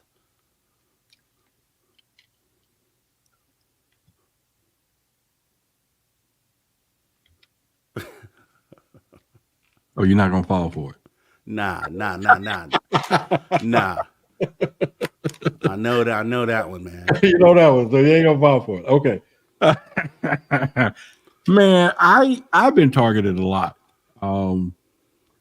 And you're going to get that because people tend to, let me put it this way, and it don't only have to be government officials and all of that. It's going to be our community within itself, because people want what they want. And I'll put something out there. So for example, even within the beginning of some areas with MUFON, there was a lot of challenges for me being within the organization. But there were some great people who covered me, took care of me. But there are some people that took a stab at, why am I here? Or why are you in this game of doing what you're doing? Now, again, it's not a black or white thing. It just so happens that it just comes from more in some areas. But I guess if I try to answer, the question of everything else, I think, there's going to be people try to know as your influence grow that they're going to try to twist the way they want you to put a narrative of things out there. And then really, which is the basis of what I do. Because as you know, I don't try to get into the nuts and bolts of everything. And in fact, I used to interview a lot of people. I don't do that anymore. I try to be more of the headliner myself, so the world views and my audience and all that, we can kind of speak as a collective instead of because there's you guys do a great job, y'all. Like you say, though, you ask great questions, you're a great interviewer. So and our audiences kind of intersect with one another. So I try to just bring in a whole nother different perspective. And that's what causes me problems when I talk about things on a ground level, when I say stupid stuff like, if I was on the board of Exxon and with the money I have in my pocket today, and they tell me, Roderick, you're going to be on the board of Exxon next month, and you're now going to be a billionaire. And all of a sudden, Akbach walks in from Planet Zeron on the board meeting and say, hey, humans, I'm about to give y'all the recipe for free energy. Now, all the old heads of Exxon is clapping. They're billionaires. They're 80 years old. Their families got money. Their kids who ain't born got money. And I'm sitting here about to have my opportunity. And maybe someone else in the audience is here with me. While everybody's clapping, we're going to be whispering, we're going to be broke still. Right. You know what I'm saying? So I know the security guard is broke. So I give him the eye and he locks Akbach the door, and you're not going to hear from him again. You get what I'm saying? The reality is it has already happened. This is why people think they're coming to save us. Well, back on Planet Zeron, we're going to go visit the Earthlings again. And by the way, what happened to Akbach? Well, they killed him. All right, any volunteers going to Earth to save the humans? No, they're not coming. They're not coming back. So when I talk like that, it stirs the pot because you got the kumbaya, the conscious community. Oh, they come in peace and it's all love. Well, tell that to the people who've been getting abducted and getting their butt stuck. You get what I'm saying? They ain't down with that, or people who ain't came back. They're gone. We don't even know where they went. But yet it's love. So now we know there's a mixture of extraterrestrials. There's not just one. There's a whole global pack of them, and some of them are not that friendly. All right. And so I talk more on that kind of level because it's the reality of it.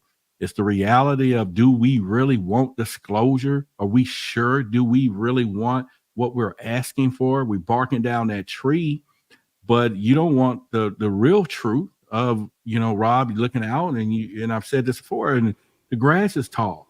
It's really tall. And you pissed off. You paying homeowners. The neighbor ain't cut his grass in 2 weeks until you get a letter because of disclosure that he was abducted. He ain't been there. And then you see another grass and you go, what happened? Well, they abducted him too. Well, you all right, but when you try to put your $300,000 house for sale and you only get 100,000 because they got to disclose everybody that aliens like this neighborhood and they're abducting everybody, your house value goes down. What do you do? Right. What do you do from commercial airlines? Everybody who's been on a plane done experienced some turbulence where I'm talking, we all have done, and it's scary, by the way. But we're now hearing a lot of that is caused by UAPs flying by the planes and turning off instrument panels. So do you want that disclosure when you get off the plane? They hand you a pamphlet and say that disclosure was because a UAP. Oh, don't worry about it. But our Ninja Skill pilots, it didn't crash. There are no threat. They didn't crash. They just passed by and turned off the instrument panel because of their technology. Who's getting on the next plane when they tell me that that's just happening and I'm going to get on the next flight? So now you're talking about economy. So do we really want to know the other side of just, does aliens exist in their spacecraft and does the government has technology? Or do we really want to know they're going to change the religion? They're going to change how we see the world? My neighbor is an alien. Your girlfriend, ex-girlfriend was one. She got genetic blood. Like I find out my ex-wife and the mother of my 2 children are Rh negative. And, and I can tell you some other story. It's just, anyway, you get what I'm saying. Yeah, no, and I feel the same. Rod, I feel the same way, man. Especially you brought up the plane part of that, and not a fear monger at all. And I'm Yeah. not saying that this is what's happening, but that's why disclosure is so important. It's so important because if you lay down the baseline of what's going on, then you allow human beings to make the best choices for themselves going forward in life. Mm. And if you find out that ETs, well, we know for sure that they've affected some military planes. But if you find out that there's been cases where they've affected commercial flights, then you should have that knowledge so you can choose yourself if you want to go ahead forward and get on these planes or not. And my whole thing in what I'll say with that is I'd rather know now prior to me getting on the flight than to finding out at 35,000 feet in the air that this is something that's possible and this is something that they can do. But think about it though, Rob. Think about it. Let's put you and I in a position of power in economics. Let's do this. So you and I having a board meeting quietly. And yeah, we got 22 reports of UAPs done flew by planes. We are still talking about a $1 trillion industry that thousands of people have jobs, thousands of people flying to get to other places. So we know this is a world economy. We got to make a decision of disclosure of that could shape the future. And nevertheless, if the guy comes in and says, I'm gonna give you free energy, and now this $2 billion plane is a paperweight because it's flying on fuel it's worthless now, right? Because we got free energy. So it's not just about the thought of what we need to know as humans, but it is the protection of global economy that affects everyday lives that I think people don't really venture into when we think we want to know. So it's no different than us having children. And I'm not saying we're children, they treat us like children.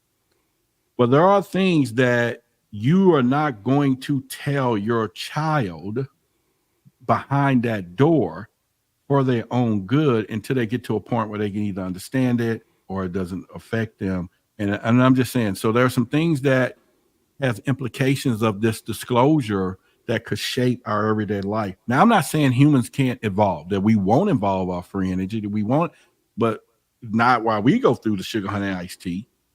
You know what I mean? I was waiting for that. Go ahead. Yeah. You get what I'm saying? Not when we go through that, but do we want to do that? So would you and I make a decision while everybody's sleeping that we want to go ahead and just say, okay, man, let's just tell the truth. Let's let them know that the aliens are here. Yeah, they do take 300,000 people away, abduct them, do things. Let's go ahead and let people know. But it may not be you. And if you ain't seen one, then they don't want you. They're just taking the people that you don't know. Or yeah, there's some hybrids out there. I mean, we're just not talking about, like I said, machinery and spacecrafts no more. We're talking altered reality. We're talking everyday life, existent things changing at the speed of light by tomorrow. So it's like that movie. This is why I got the show named Why the Big Secret. Remember Will Smith and they both were sitting on the thing, and he said, "Why the big secret? People are smart. Why we can't tell them?" He said, "A person is smart." He said, "But people as a collective is dumb and stupid." So if we can open somebody's eyes one at a time, we're not doing it fast enough though. But if we could do it where people can handle it, then over time, yeah, we can probably disclose more information. So I'm a little more leery of where we're pushing this thing. It's only because I know what I know and you know what we really know behind the scenes.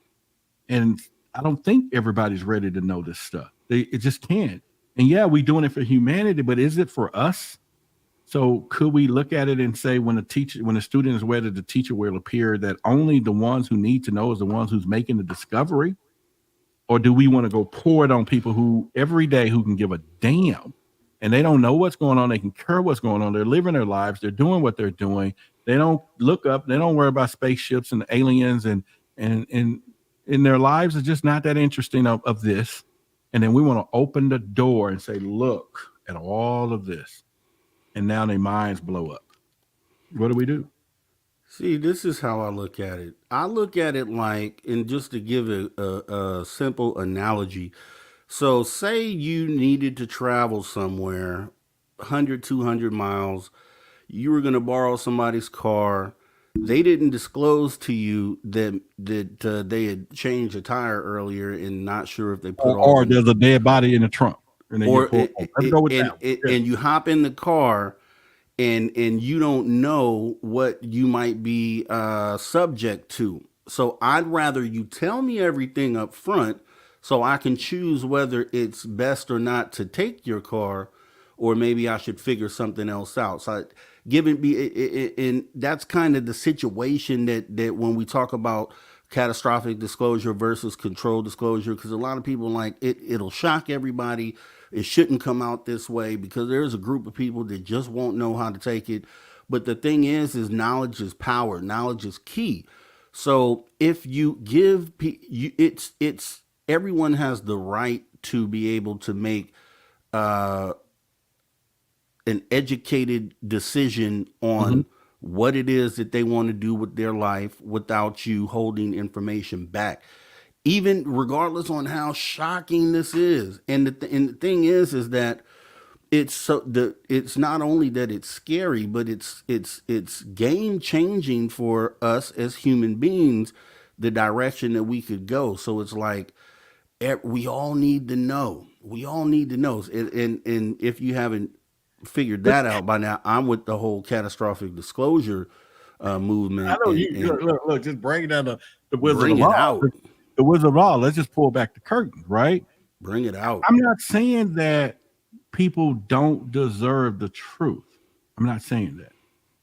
And I can only equate it to, and I just try to use some analogies, but there was a lot of things I wanted to tell my kids when the eviction notice came, that possibly we could be kicked out on the streets. Your toys could be on the corner and getting picked up by other kids. I give them the story now. It's cold and your cousin is not going to come and pick you up. And you know what I'm saying? It's not that kind of a family that we think we sing family. We are family at Christmas. No, we don't really like each other. So you're going to be stuck with your mom and dad on the corner. You get what I'm saying? So I bear not to tell them the situation, and we just kind of work through it. Now they get old enough and they can read the letter. It says you got 7 days, 3 days vacate, vacate. They then can comprehend it. But I'm saying we got people who are not ready, is all I'm saying, to hear what we want to know. Isn't it not good enough that we know? I mean, why is it we, the collective, can't just accept the fact that we know? And more people step into the realm knows, but we still want to go out and tell everybody else. So I also have to equate it to real life. My ex-wife cheated on me. And I'm going to say this. She actually cheated on me and then had the nerves to tell me. It wasn't for my good. It was for hers. I could have stayed my ass asleep. You get what I'm saying? I could have stayed asleep. But after she told me, she went to sleep. No, you should have kept your ass up. Or what? I'm sorry, but you get what I'm saying. Keep it up. Yeah, you're good. Keep that with yourself. And this is how I think we're, or you guys are looking at it. You know what I'm saying? Y'all want to go ahead and tell them and keep them up, Rob. I don't think they need to be up. I just think they need to find out. I don't know. I could be wrong about it, but you don't. No. That's why the conversation is so good to have, because we need to figure it out. I feel like catastrophic disclosure is best. So you feel like maybe that's not the best way to go. I mean, and then the conversation allows us to come to some sort of conclusion at the end. So it's just great to have the conversation. Now, with that being said, to back you up here, I will say, and I said this on my show the other day, I saw a video where Tucker Carlson, who, he's not a ufologist or anything, but he's been reporting on the subject. And apparently he's talked to people that have kind of got him kind of shook up as far as the information he's been receiving. He said, because he's now hearing the real deal. And he said That's what I was talking about. that he won't even, it's so scary that he won't even tell his wife. That's Like, he what I'm won't talking even speak to his wife about it. And then That's the what guy I'm saying. interviewing him, which I think he was on Redacted, the interviewer said he feels the same way, and he's scared to talk about it with his kids. And it's I'm like, telling you, dude, I'm talking to the people that work with ATIP, and they don't give me classified information, but they tell me some stuff up to the door. I know some stuff now that I'm sitting here shaking my head like, oh no, we don't. No, they don't want to know this. You can't. You can't. And I'm sorry, I was on the other side of that fence. I was there. I'm knocking. We need the truth. You can't handle the truth. You know me. I was there. But now I'm listening to some stuff like, holy sugar, honey, iced tea. What? Can you say that again? And it's like, no, you can't. No, I'm not going to go tell them. And I know it makes people upset. It makes them upset, but it's like, now I can only fathom what the Vatican knows. Now, I think they keep there because they keep the money and power and all of that stuff.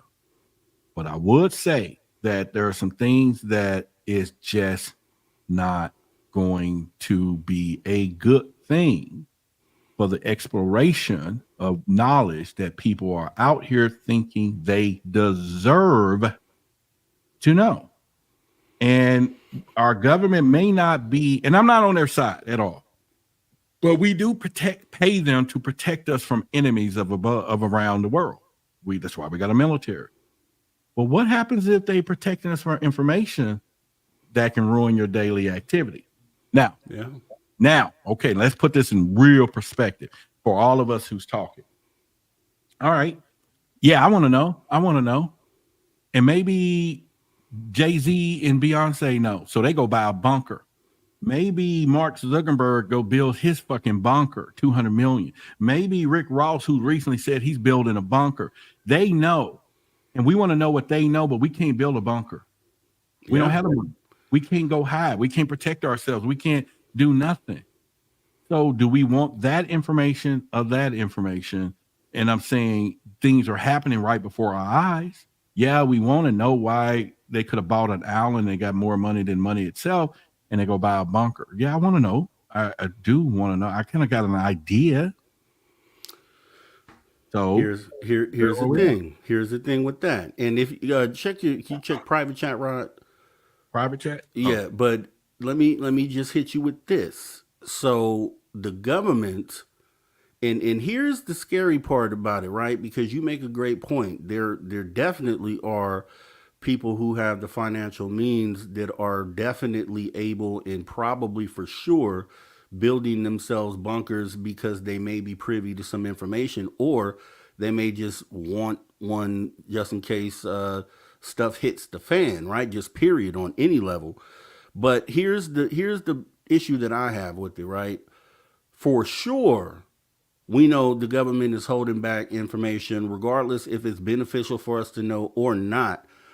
They have something called a continuity of government plan, which means that when stuff does hit the fan, whether it's from ETs, whether it's from nuclear war potentially, or anything that is asteroid impact, anything that's game changing to humanity, the government has continuity of government, which means that they go in their bunkers that they already have for sure, and they leave all of us outside. So we don't get to come into those bunkers. The government does. So they ensure that they continue themselves after whatever event happens. So at the very least, we don't want to find out when they lock the door and we're trying to get in what the real truth is. We need to know now, because if for us, if we need to go map out some cave somewhere where we need to go all hide as humanity. You and I ain't gonna be able to get through the entrance. We got to, you know what I'm saying? No, they got some big caves, man. And I've been looking at some of those videos. They have extensive, I'm talking about miles and miles of cave just right up under our feet. So if we needed to go find one of those places for humanity to go in case something happened, we would need that advanced information, which they are holding. So if they know something bad is going to happen and it's going to get real ugly, regardless if it's from ETs or if they know about some asteroid that they're not telling us about, and they have their plans to go in, we need to have the data up front so we can make choice. Okay, you can make a choice, say, hey, I'm just going to sit out here and whatever happens, or you know what, I'm going to go ahead and try to map out a cave and try to find somewhere for my family to stay. And it's just being able to have the information is kind of the power that you have over your own life, your own existence, your family's existence, and not leaving it in the hands of somebody that's just going to go in their bunker and lock the key on you when the event happens. All right. So, all right. Have you remember back in high school or elementary school when it was time for lunch? How did you know where the lunchroom was during lunchtime? You followed the crowd. Shit. They building bunkers. That's all I'm saying. We don't need to information. We don't need the information. Hell, follow the crowd. They're doing it. That's all I'm trying to say. You know, that's the point. They're building bunkers for a reason. I don't need to ask them why they're running. I just need to know where we're going. Okay. I mean, I could see that. But because the thing is that it isn't that. Okay, I could go with that if it wasn't as serious as it is, because we potentially could be talking about something that means the end of humanity, whether it's nuclear war, whether it's an asteroid impact, or whether the ETs have some sort of malevolent intent. Either one of those three, I want to know, because that affects my descendants and my lineage that goes from here on out. It could cut that off with me not having that information. So I would like to have it so I could be in the best position that I can be to ensure that my grandchildren, great grandchildren are going to be able to come to life and thrive and flourish in whatever world that we get handed down. All right. I follow you on that. I'm with you. I think that, I was doing a show about, that zombie disease that's out there in the deer stuff. We can get to that later if you have time. But the whole point was, I was looking at Elon Musk when he built this new freaking car that they have out here, this new whatever. It's the ugliest thing you can ever think about, but it's the most beautiful thing if you think about it. But he said it's for anything out there from disasters, blah, blah, blah. And then he also a zombie apocalypse. Why would somebody, a billionaire, who I'm sure his marketing team was saying, don't go say that stupid stuff. You're going to cost our shareholders $1 gazillion that you building a car for the zombies. Why is the sales of that thing is back order? And I'm going to get me one. You get what I'm saying? So I'm not going to be sitting here not worried about the other stuff. And don't get me wrong, I want the information. Yes, I do want the information, but I'm not going to be the one when all of a sudden everybody's packing up because there's a forest fire somewhere, but I can't see it, but I can feel the wind blowing in my faces. So I know it's downwind, but I can't see it. But I'm not going anywhere until I know it's a damn fire. In fact, I want to feel the heat. I want to, I want to cook a hot dog I want to go outside before it burns. Those are people like that, but I ain't one of them. But the whole point I'm saying is the whole thing is when you see the smoke is when you run. Or when you see everybody's running you don't wait till the fire. And so I don't want to wait until I have to go ask somebody, can you let me in? I had a dream today. I'm serious, a serious dream, because I'm buying me a bunker in 3 years. In fact, I was telling my show and the women out there, I'm single. I know I ain't got a 6-pack yet, but I'm going to have a bunker. Okay.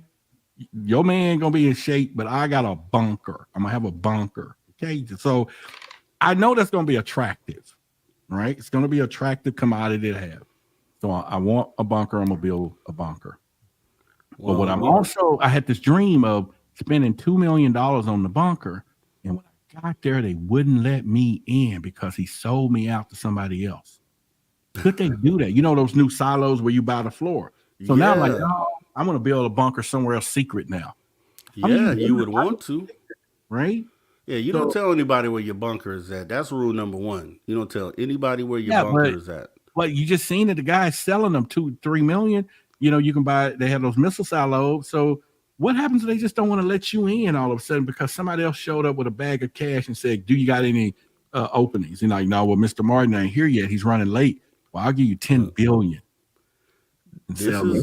This is why I'm looking at the free thing, the free bunkers, which are the extensive cave systems that we have here on Earth. I mean, it's not a little.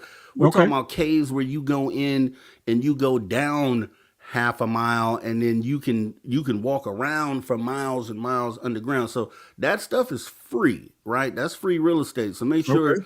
that you know where some are in your vicinity in case you have to go underground for whatever reason it is. But let's pause right there real quick, Ryan, because we're going to go ahead and pause for the cause. With our last break of the night, we have Mr. Roderick Martin coming back with us for the third hour right here on Spaced Out Radio. All right. I'll take See a you break. in a minute. Yes, sir.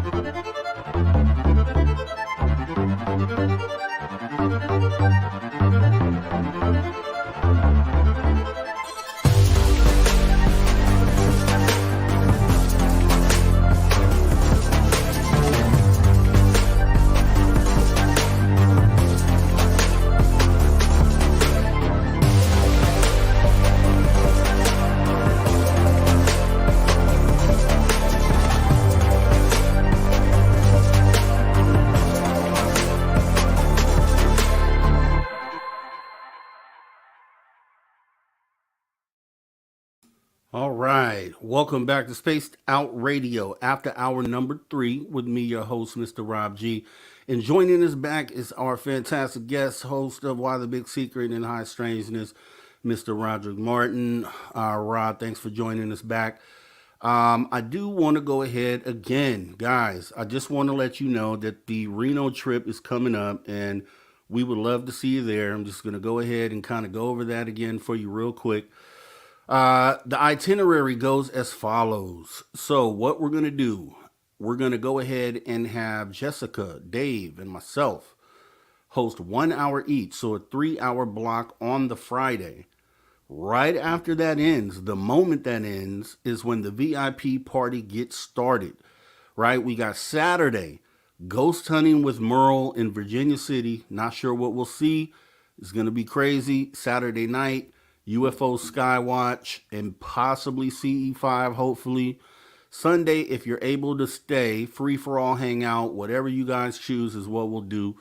You can go ahead and come and see SOR fan favorites like the ones you see right here on the screen: Dave Scott, Science Bob, Merle, Mr. Rob G, Melinda Leslie, Dr. Michael P. Masters, R. Keith Andrews, Jessica Jones, Lala Bright, Jim Goodall, Dirty Phil, Tim Senor, Lorian Fenton, Kira Grant Baker, and Geraldine Orozco. Come meet Dirty Phil, Jessica Jones. Come meet me because I want to meet you. Let's sit down. Let's have breakfast or dinner. Let's have breakfast for dinner. Let's invite Dave Scott and really make him mad. $60 per ticket. $100 gets you the ticket and all VIP swag bags. Rooms have been on sale for as low as $139 per night. That's less than triple the cost of the Reno event. It's the perfect gift. Go ahead and get one for your mother, your daughter. Please consider doing that. And if you need tickets, go ahead and email info@spacedoutradio.com. We cannot wait to meet you. And thank you very much. We're back with our guest, Roderick Martin. Hey, Rod, I want to start this off real quick. And first off, if you guys have any questions for Roderick Martin, make sure you're putting them in the caps. I'm going to keep an eye on the chat right now, and we will go ahead and make sure we get those asked. I just want to start this hour off, Rod, with the need for, my whole feeling is, if we're going to make this thing move, if we're going to really get what it is that we're here for, that we have to, people who have podium or platforms like yourself, like myself, like Dave Scott, like Jimmy Church, all the guys out there, that we need to be able to come together, right? We need to, like we're doing right now, we need to be able to bring our viewers together, because when we talk about humanity, it includes all of our viewers. So I feel like it's really important for these sort of connections and interactions to happen and happen more often. What's your outlook on that? And what do you think could be like a good way for us to kind of kickstart this and kind of take it to the next level? I think one of the things will probably will be synchronizing our messages, which that's probably will never happen because we all have our own outlook. As you can see, I try to put a little more humor in it, but also a little reality of what I would do. Because that's the only way that, from the stuff that I know, that I don't want to wake up tomorrow depressed and low energy because I know something they don't know. You get what I'm saying? So I think if we were to figure out a way to unify those messages and particularly pick the strong points of what do we want the collective to know. For example, like I said, there's 8-10 different shows. Jimmy Church does a lot of interviews and people like hearing those things. Dave does interviews. You do interviews. You go deeper for humanity. Jimmy Church may go this way. I'm a little more infotainment because I want to grab a group of people that are just on the surface level of this thing, that we need to bring them in some way, and then of course put them in the vortex of all these other high powered shows of if they want to know nuts and bolts. But a lot of those philosophies don't line up. For example, I'm trying to build it to get advertisers a different place so I can monetize the message. You can't have a broke ministry. People come, they want me to tell them the dirt, and hell, I got to keep the lights on to tell you the dirt. You know what I'm saying? But then if I ask for help, then no. But then you have other channels that said we shouldn't ask for support. Why? Well, they may have jobs that's paying this. I'm doing this full time. That's why I'm bringing it high powered. And so therefore I'm in it to win it. So I do rely on my audience. And I'm saying this because there's channels who might say, and then there's people who may come to give us the knowledge that won't honorarium fee. And then there's people that say, don't give them nothing. Why should you do that?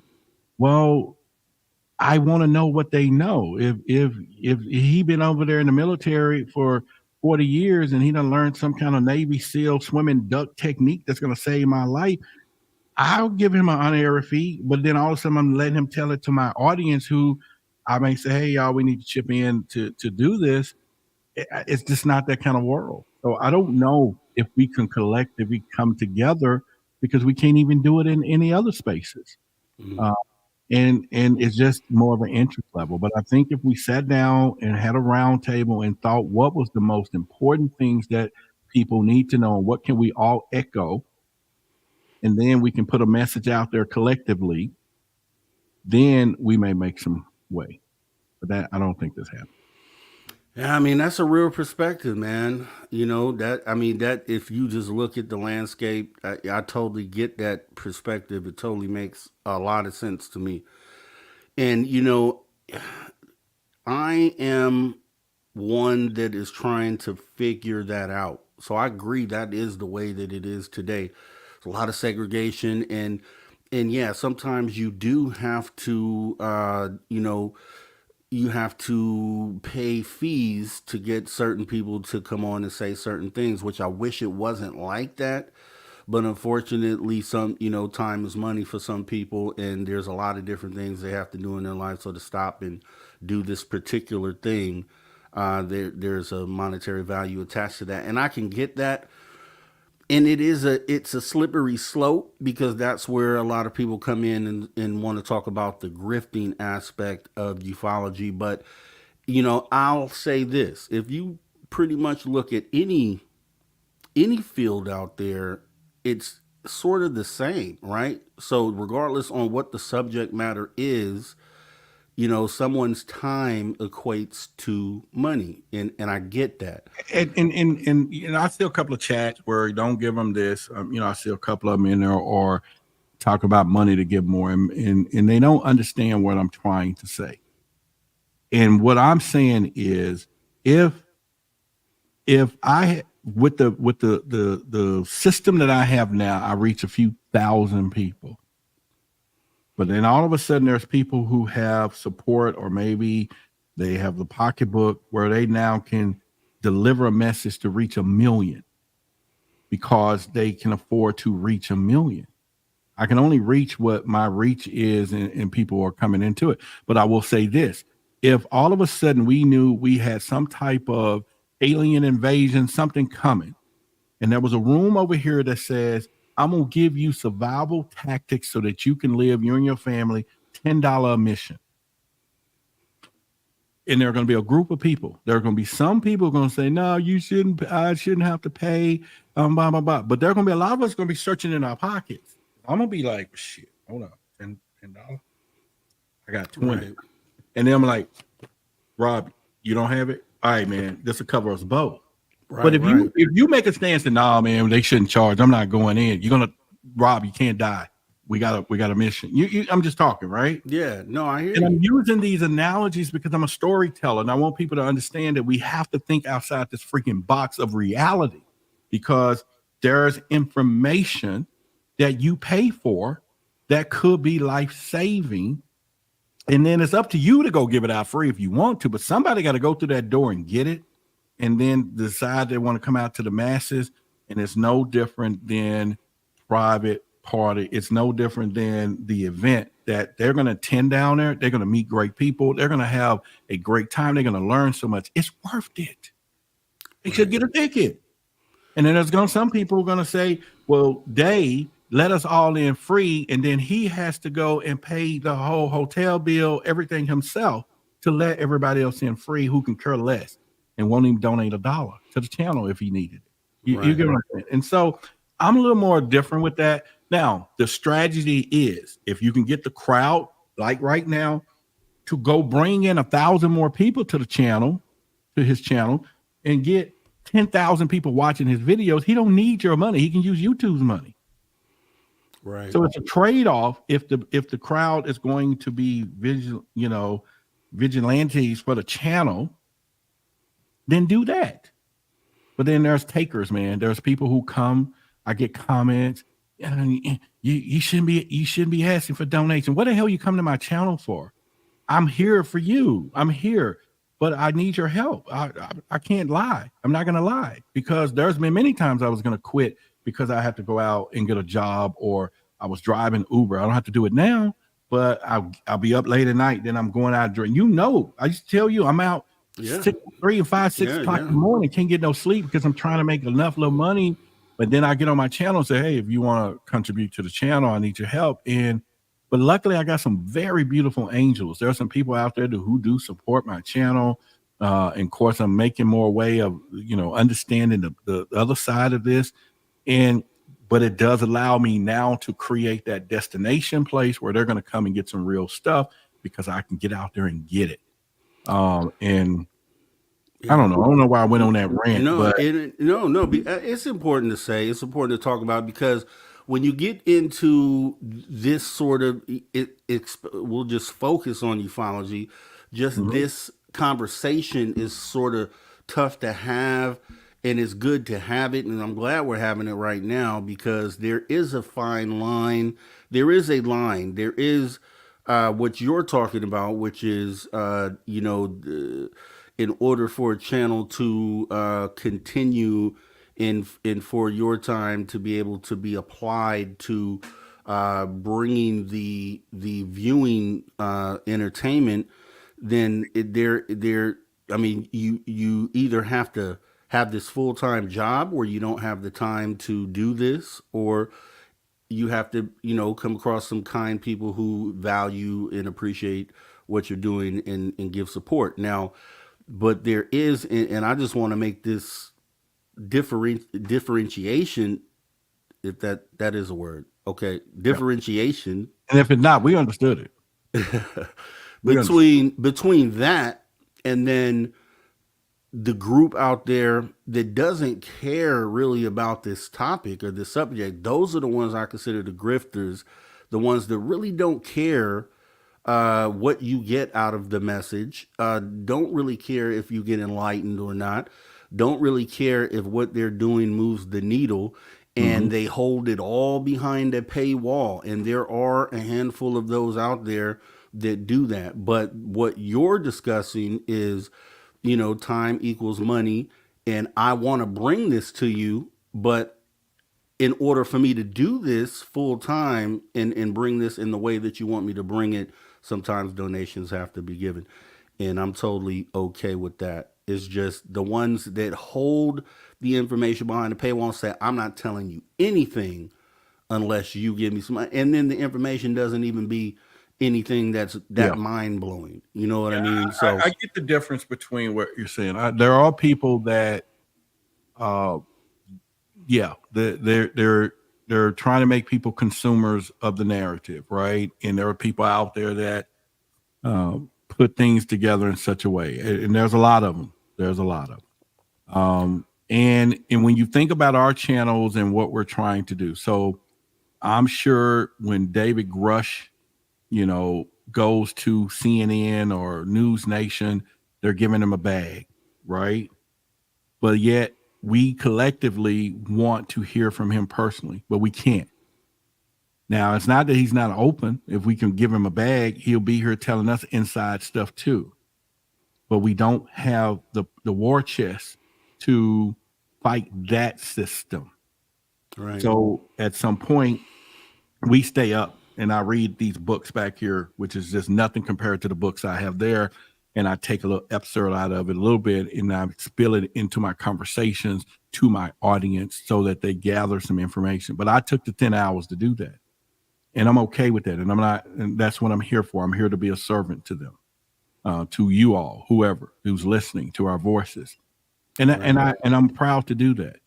But I also want to be able to deliver it to you in such a way that you know what you come here for and you come to do some things. And so that's the side of ufology that I was getting a while back when, people say, well, we don't want to do this, but they're selling their books. They wrote books to sell because that's the way they thought they'll be able to go out and get speaking engagements so they can speak on what they know. I have no freaking qualms with anyone, anybody who's listening to our voice now. If you're an expert of something that you don't put your time and learn and everything, and I'm trying to gather, I'm not, I can't pay you. I'll pay you for the result. But if I got to pay you for the process of what you went through and everything you did to learn and know what you know, I can't put no price on that. Right. And if I'm going to do that, you're going to I have to write you a check for real. Right. So it's all about making life better through information if people will consume it and everything else. And so, it's hard, man. And we've known many people that drop out of the game of trying to talk about this stuff because they can't make it financially. You got a wife that's telling you, no, that UFO stuff is silly. You need to go to work at, right now, this time that people want to hear from you. Right. Yeah. You get what I'm saying? And it's I am very fortunate that I hate it, but it's probably been the best thing for me to be divorced, by myself, responsible for me. And I'm able to put thousands of dollars in studio equipment, and all of this stuff, learning, because I'm long way when I was 3 years ago. But I'm not even where I'm going to be tomorrow. I want to be one of the best. I'm going to deliver in such a way that they're going to understand this dude put some work into it, but I understand I enjoy the content and I'm learning from it. And it's life changing because I'm not here just to be playing around. And so you see that right there. That's what I'm talking about. Right. Yeah. All love. Aloha, Dave. Understand really the message. And I appreciate it. Appreciate the support. And I'm saying to that contribution right there could make a 2 days, 3 days work life change. I get sometimes people will hit me at the right time. And when I'm sitting here going, all right, I'm gonna make sure that the lights stay on, the electricity stay on so I can stream tomorrow because it's tight.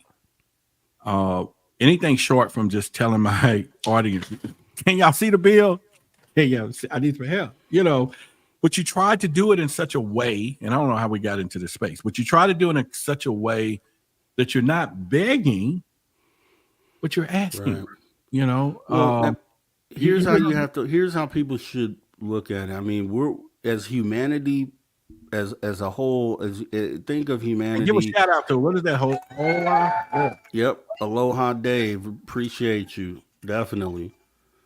Appreciate you. Pesos. That's MX is pesos. Nice. Appreciate your support of Spaced Out Radio.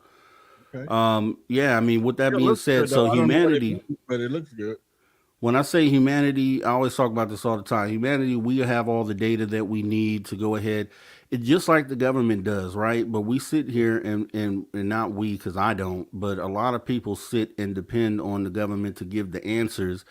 And you are actually paying them for them to not give you the information. So they technically are grifting in what it is that they're doing because they're taking $100,000 to do this research or $1 million to go ahead to put towards this to do the to fund some sort of new office that they're putting up just to not give us any answers or any information in the end.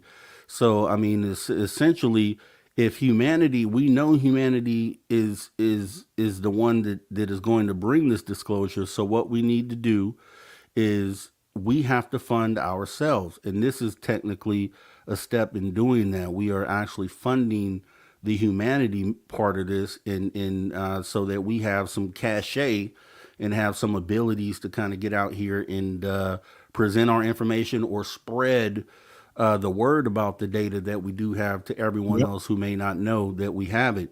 And so that's kind of how I look at it. But with that being said, like I said, in ufology, and it's been sad kind of looking back on it, but there's been a lot of infighting in the last few years. I feel like there was a purposeful infiltration by the powers that be to get in here and kind of cause confusion between different groups in order to kind of slow the movement down. And because they know once we get this thing together, once we're all on the same page and we can kind of work through our differences to move together, that it's going to be something that can't be stopped.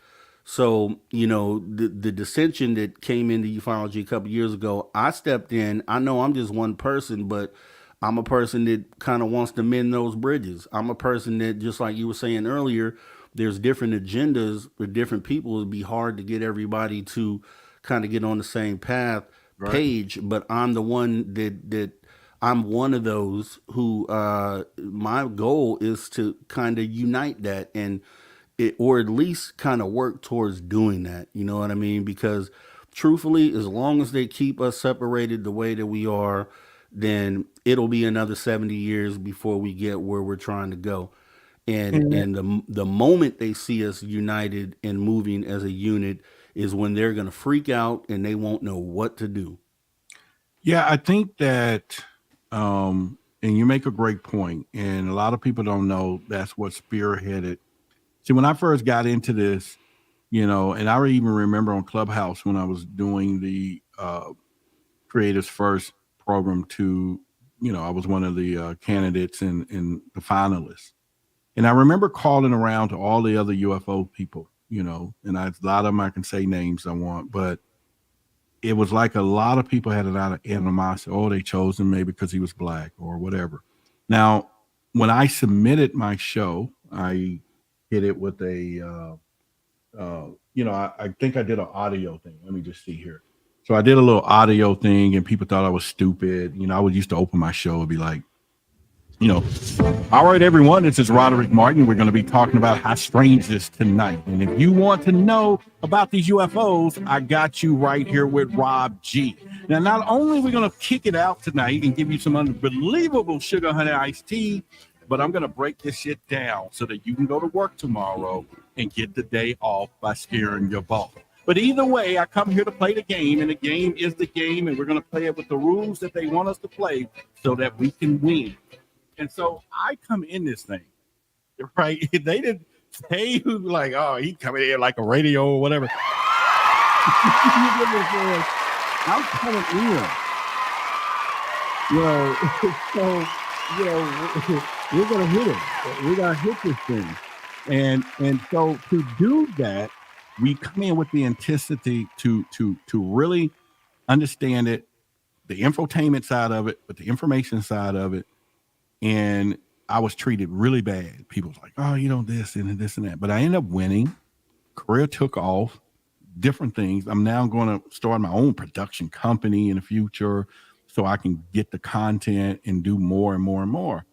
But there's a lot of people out there, man, that we couldn't come together as a collective and, they're not going to share their guest information. Hey, man, I want to interview such and such. Even though it's the benefit of their guest. Their guest is marketing their books or whatever. But you got to call them yourself. They want to be on a show. They want to get exposure for their book. Give me the number. Right. So I'm telling you, I ran into it like a ton of bricks. My audience was like, Roderick, get such and such.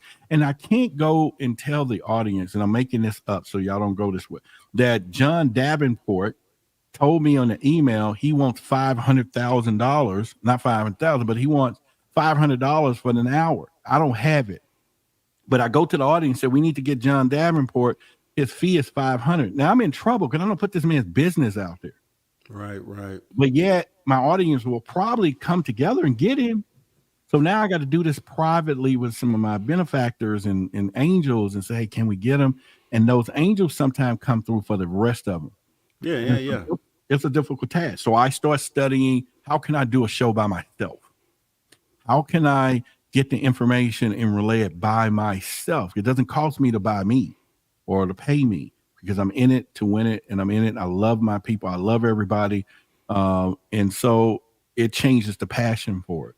So it is a challenge when it comes down, and my hat is off to you so that you do want to, and I've got your back. You tell me we got 4 people going to meet, I'll be there. You got 200, I'll be there. But I know it's going to be difficult because everybody don't line up the same. People are keeping their resources close to their vest because they think it's theirs, but it's not for everybody. It's a whole different game out there.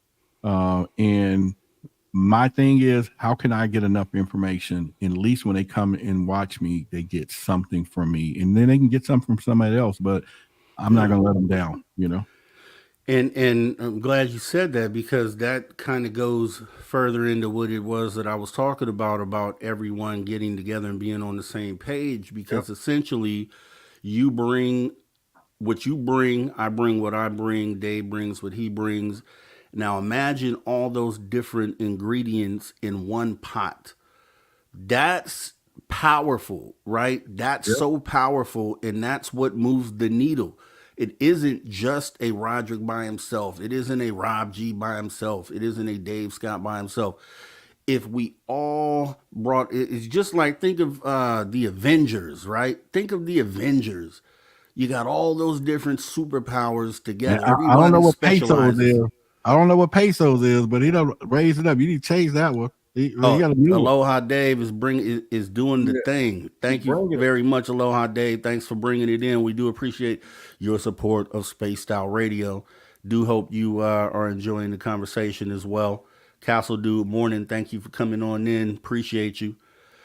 Yeah, with that being said, it's like the Avengers is kind of how I look at it, right? And you know, with all of our superpowers together, there isn't anything that could stand in the way of what it is that we want to get accomplished. It's like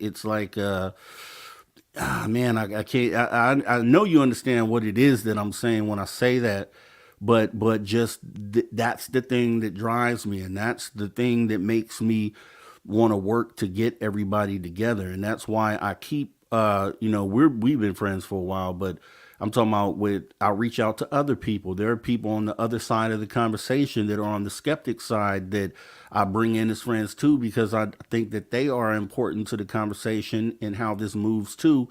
And I want to build that network of people who have platforms, and kind of and this is something maybe I can organize, and I hope that I can one day, is I would like to get everyone together on a show. Like maybe this month, we all show up on Spaced Out Radio and we have a panel and we have a discussion. Me, you, Jimmy Church, Dave Scott, all the people with the platform. And then we move it to Why the Big Secret, High Strangeness next month. And then we move it to Jimmy Church the following month. And we have that panel of people with platforms kind of moving around, so our audiences all intermingle and we all get to know each other and understand that we're doing the same thing and we're on a mission for the same goal. Right. And hopefully that's something that I can accomplish in 2024. I have a list of things. I have that. I have the C5 thing I'm trying to do. Man, I'm trying to move the needle, Rod. That's my goal this year, man. I don't know. What are you doing this year? What is one thing that you want to accomplish personally in regards to this, what we're doing here or talking about? I'm trying to read Nina's life post. Can you put it up? Let me see what Nina says, I like Rod and the community. I would have their back, but if one of you suggests I clean, cook, and sex because I'm a female, I offer so much more, then here we go with social differences. Listen, Nina, if you got tactical survival skills, you got a knife, you know what I'm saying, you can cut butter, you could shoot somebody between the eyes when we have these crazy things, you in. Don't worry about the other part, and all of that. That's not what it's all about. We're just talking about that's humor, though. I'm just talking about humor. But anyway, thank you, Neil. And look at this here, and this is to what I was just saying. Flat Six says, great idea, getting all the speaking heads together and organizing and intermingling our audiences. Ferret says this is an interesting concept. I feel all the audiences sometimes are at odds with each other, taking from the whole. That's the reason why. That's exactly why. I think it'll be. I know some of these people, and I know the egos and how they see things. Nina says you're welcome, Rod. Love y'all. Yeah. Thank you too. I know that some of these people will not. And this is why, with us starting out, we have that open mind of what we're trying to do and what we want to do. But some people begin to say to themselves, they didn't come to see the show, they come to be the show, right? And I used to say that to myself, that's your confidence of it all. I think what you have to do is create a groundswell underneath to where you get the ones we can get to start this movement. And then from there, as it grows, then it entices that snowball to consume some of the others. And I'm not, like I say, calling out names, but I know there's some that'll do it, and I know there's some that ain't gonna play with it. And it's just because they are who they are. And it is the audience time to speak up, to begin to ask for more from us as a collective. And can we come together? Can we do some things? Because I talked about doing a couple of seminars, and a few people was like, it's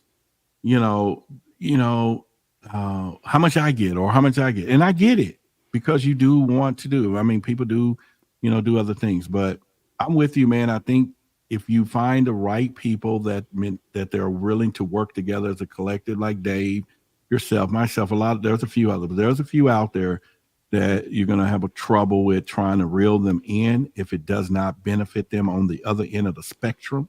Yeah.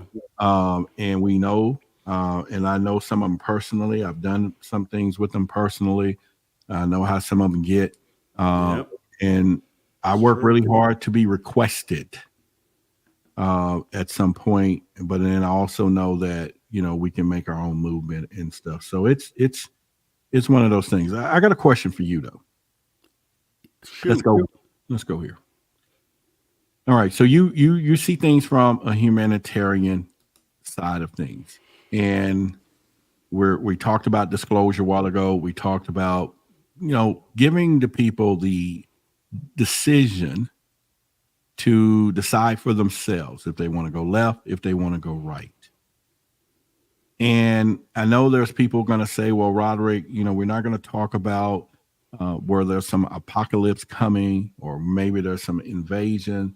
Maybe there's things that we're not here, or, what's happening. And where I'm getting ready to go with this is this. But at what point for you, if we get any information, what would you deem something that you will feel that I just don't think they need to know this? If you had to think about it, because all the worst case scenarios out here, because we done talked about stuff. What would be the thing, or would you just say, you know what? And I'm gonna let you answer it, but is there something that you will say, nah, they don't need to know that shit? It's a good question, and I've thought about that. I've thought it out, and I'm not being, when I say catastrophic disclosure, I'm not being selfish. I'm not, I'm thinking. I just feel like in any situation, whether it's this, whether it's any situation where you have to sit and make a decision about something that affects your life and your family's life, that you should have all of the information up front. Mm-hmm. So regardless how bad it is, because I'll tell you what, if we hope they're here for love and light, a lot of people believe that that's why they're here. Some people believe that they're here for other reasons. Some people with the abduction situation believe that there's some people they're just not even bringing back. I would want to know that. I go, I drive down, like for instance, we're going to Reno. I talked to Tomath Man out in the audience. He might caravan with me, but I drive from Las Vegas to Reno, which is probably 300 miles of just open desert. So at night it's completely dark. And I would like, before I took that drive, I would like to know what I might encounter on that trip.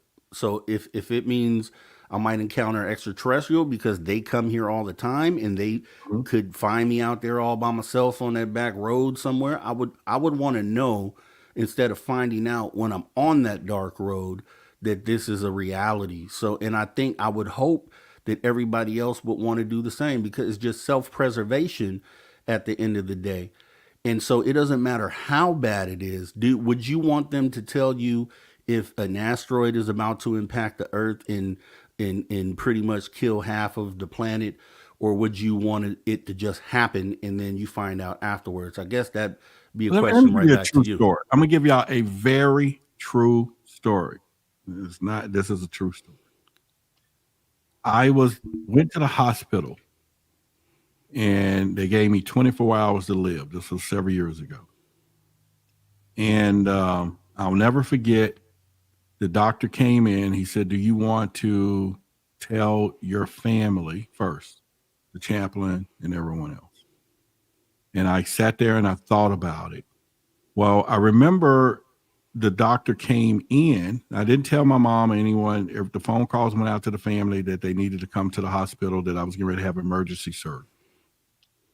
And they all came and showed up. And I'm telling you, actually, why I have this sentiment. They ended up, the doctor finally came in. He says, "Look, I see something that I may can do, but I'm not giving no guarantee. You may not make it out of this surgery." I said, "Okay, that's cool. We're good. We're cool." And I remember when the people came in to get me, they said, "Do you want us to tell your family what's going on?" Now I'm looking at all of them over there. They're praying. They're not really. And I said, "No, they're praying people. I don't want them to know that I may not come back. That's not, let them, whatever." I could have told everybody right there, "Goodbye. I may not see you. They are giving me a chance and I'm not coming out of this thing." They 2, 3 of them told me. And I said, "Okay." But I made that decision because I didn't want those moments, at that moment, whatever they was thinking, whoever they believed in, whatever was going on, to be either shattered. At some point it probably would have, but I wouldn't have been there to know anyway. But at the whole point was, they are praying people. That's what I told the doctor. "No, my mom is a prayer work. Don't." But I knew the truth that he was telling me. So the chaplain, and here's what happened. I go in, they actually picked me up early. I was supposed to go to the surgery at 12, and the chaplain was due to come in to tell the family whatever. But they picked me up at 10 o'clock. But I came back out the surgery, so I was there. The chaplain walks in. Now my family is hysterically crazy, because now you know what that chaplain is there for. And so I looked at the lady and I told her, I said, "Well, what's the deal? Why are you here?" She said, "Well, blah, blah, blah." I said, "Hold on, ma'am." And my mom thought I was livid because I'm talking to the chaplain crazy. I said, "Listen, you need to start working off the damn spirit." She's talking, "What are you talking about?" I said, "They picked my ass up 2 hours ago. All you did was looked on your schedule and said, I need to come to room 1205 right before this man goes, and he ain't coming back. But had you been paying really attention, you probably know I've been back and I survived, but you still walked in here, not even whatever." And my mom's like, "What's going on?" But by this time, the rumor gets out that I was going to die. Now they're even more ticked off. And I'm like, "You can't win for nothing anyway. What's the deal?" So I'm saying, if we're going to give somebody catastrophic information, regardless, can we make the decision that I want the last part of your life? If I'm not saying this is happening to people, you know what I'm saying? Do I want to put that on you? I'll carry the burden for you to know. But I'm just going to tell you, go home and kiss your husband tonight, or go hug your kids, or love everyone, And they're going, "Why?" "Oh, I just think you should do it." And I'll walk off in the night and lose sleep.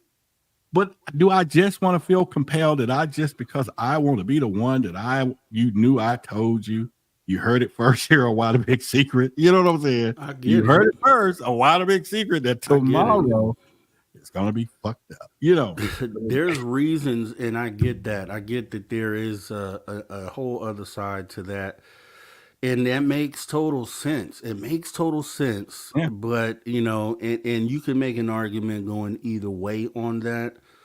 But, you know, it's just when you put it like that, right? When you a story like that, we're glad to have you here, man. We're glad you made it through. Yeah. First of all. And I've never really told the audience that story, but I thought tonight it'll be great to share. Yeah, no, and it's awesome that you did that. And we want to go ahead and thank T-Bone for his support, Spaced Out Radio, and also Nina's Life for supporting Spaced Out Radio. We do appreciate that. Hope you guys are enjoying the conversation. And Nina, I'm live streaming to our channel too. So Nina, nice. She supported from our channel. That's where you see the little link thing. Right. Okay. Yeah. Okay. Thank you, Nina. Yes. Yeah, we awesome. Got bunches of people watching it on our channel right now. Awesome. Okay. Well, that's awesome. I'm glad to hear that. So yeah, with that being said, man, you know, it's awesome. Great conversation, man. I do appreciate you coming and spending this time with us, man. You know, we go way back. Oh yeah. Way back, and we're going to continue to do work together, and we have to work together. And just, I want to put this out there too, with your Project Black, everything you're working on, feel free. If you anything you need me to do on that, let me know. You know, I'm totally open. Anything that moves this needle, I'm with, and I'm about. You could do a screen share. Can you do a screen share? Or you need the screen share from your end? No, you can do it. Just go to a website. Okay. Yeah. What is it? Preparednesslife.com. Preparednesslife.com.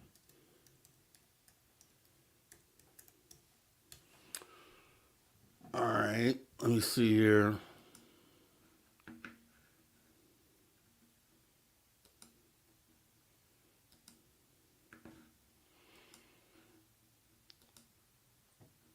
All right, and got it up. What are we looking at?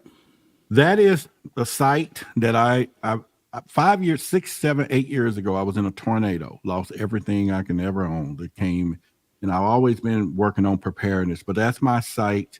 If you go to where I sell bug out bags, you know, I work with some military people, and I think everybody should have a bug out bag, you know, for emergencies or whatever. I got some real good essential bag, but what's going to trip some people out at the top up there where it says specialty bag, I want you to click that. Let me see. Now, some people are going to get a really jolt out of this, but do you see those bags? Do you see the name of those? I know they can't really read them, but I'm told you I got insiders now. Why do you see me have a freaking zombie bug out bag and people think it's a joke? Because I got in, and what's the other one? Alien hunter bag. There's Sasquatch bags. I'm dealing with some real key, and we talking they got night vision in some of these things, two-way radio, stuff that ain't gonna work if something goes down. And then I could say bug out bags and all those stuff. So that's crazy. Yeah. And so I tell people, you know, and I sell a few of these, and I've been doing it for a while, but now I just brought it more out. I didn't want to let people know, yes, it's one of my projects, my company. And I used to go around a homeowner association and having people do preparedness for their homes. Even people watching now, a lot of them got kids. I guarantee you, Rob, I can walk in some of these people's house and I have a little emergency preparedness book that I used to do. And I can walk into their kitchen and I guarantee you, I can look up here, all the cookies and cakes and all this is locked from their kids. Yeah, they be climbing up there trying to get it. And I can open up the bottom cabinet with no locks and there's poisons down there from bleaches and everything the kid can drink and get to. You know what I mean? Man. And I tell people, like, my house was hit with a tornado. We lost it all kind. If you go to the About Me page, you can see the pictures that we were in the tornadoes, for the house. And I'll tell you right now, everybody need to have a pair of shoes by the bed that you don't move. Just keep them there, tennis shoes. I'm telling you out of experience, because when all the windows were shadowed, and you hopping out the bed in the middle of the night with no shoes on, everybody's feet was getting cut up like crazy. Right. You know, everybody, you know, and so these are little things that I will tell you. But when it comes out to a bug out bag, I tell my daughters, you know, I don't want to know when you totally get into it with this dude unless he really put his hands on you. But if you call me every time y'all get mad, I ain't gonna never like him when you love him. Never. Yeah, look.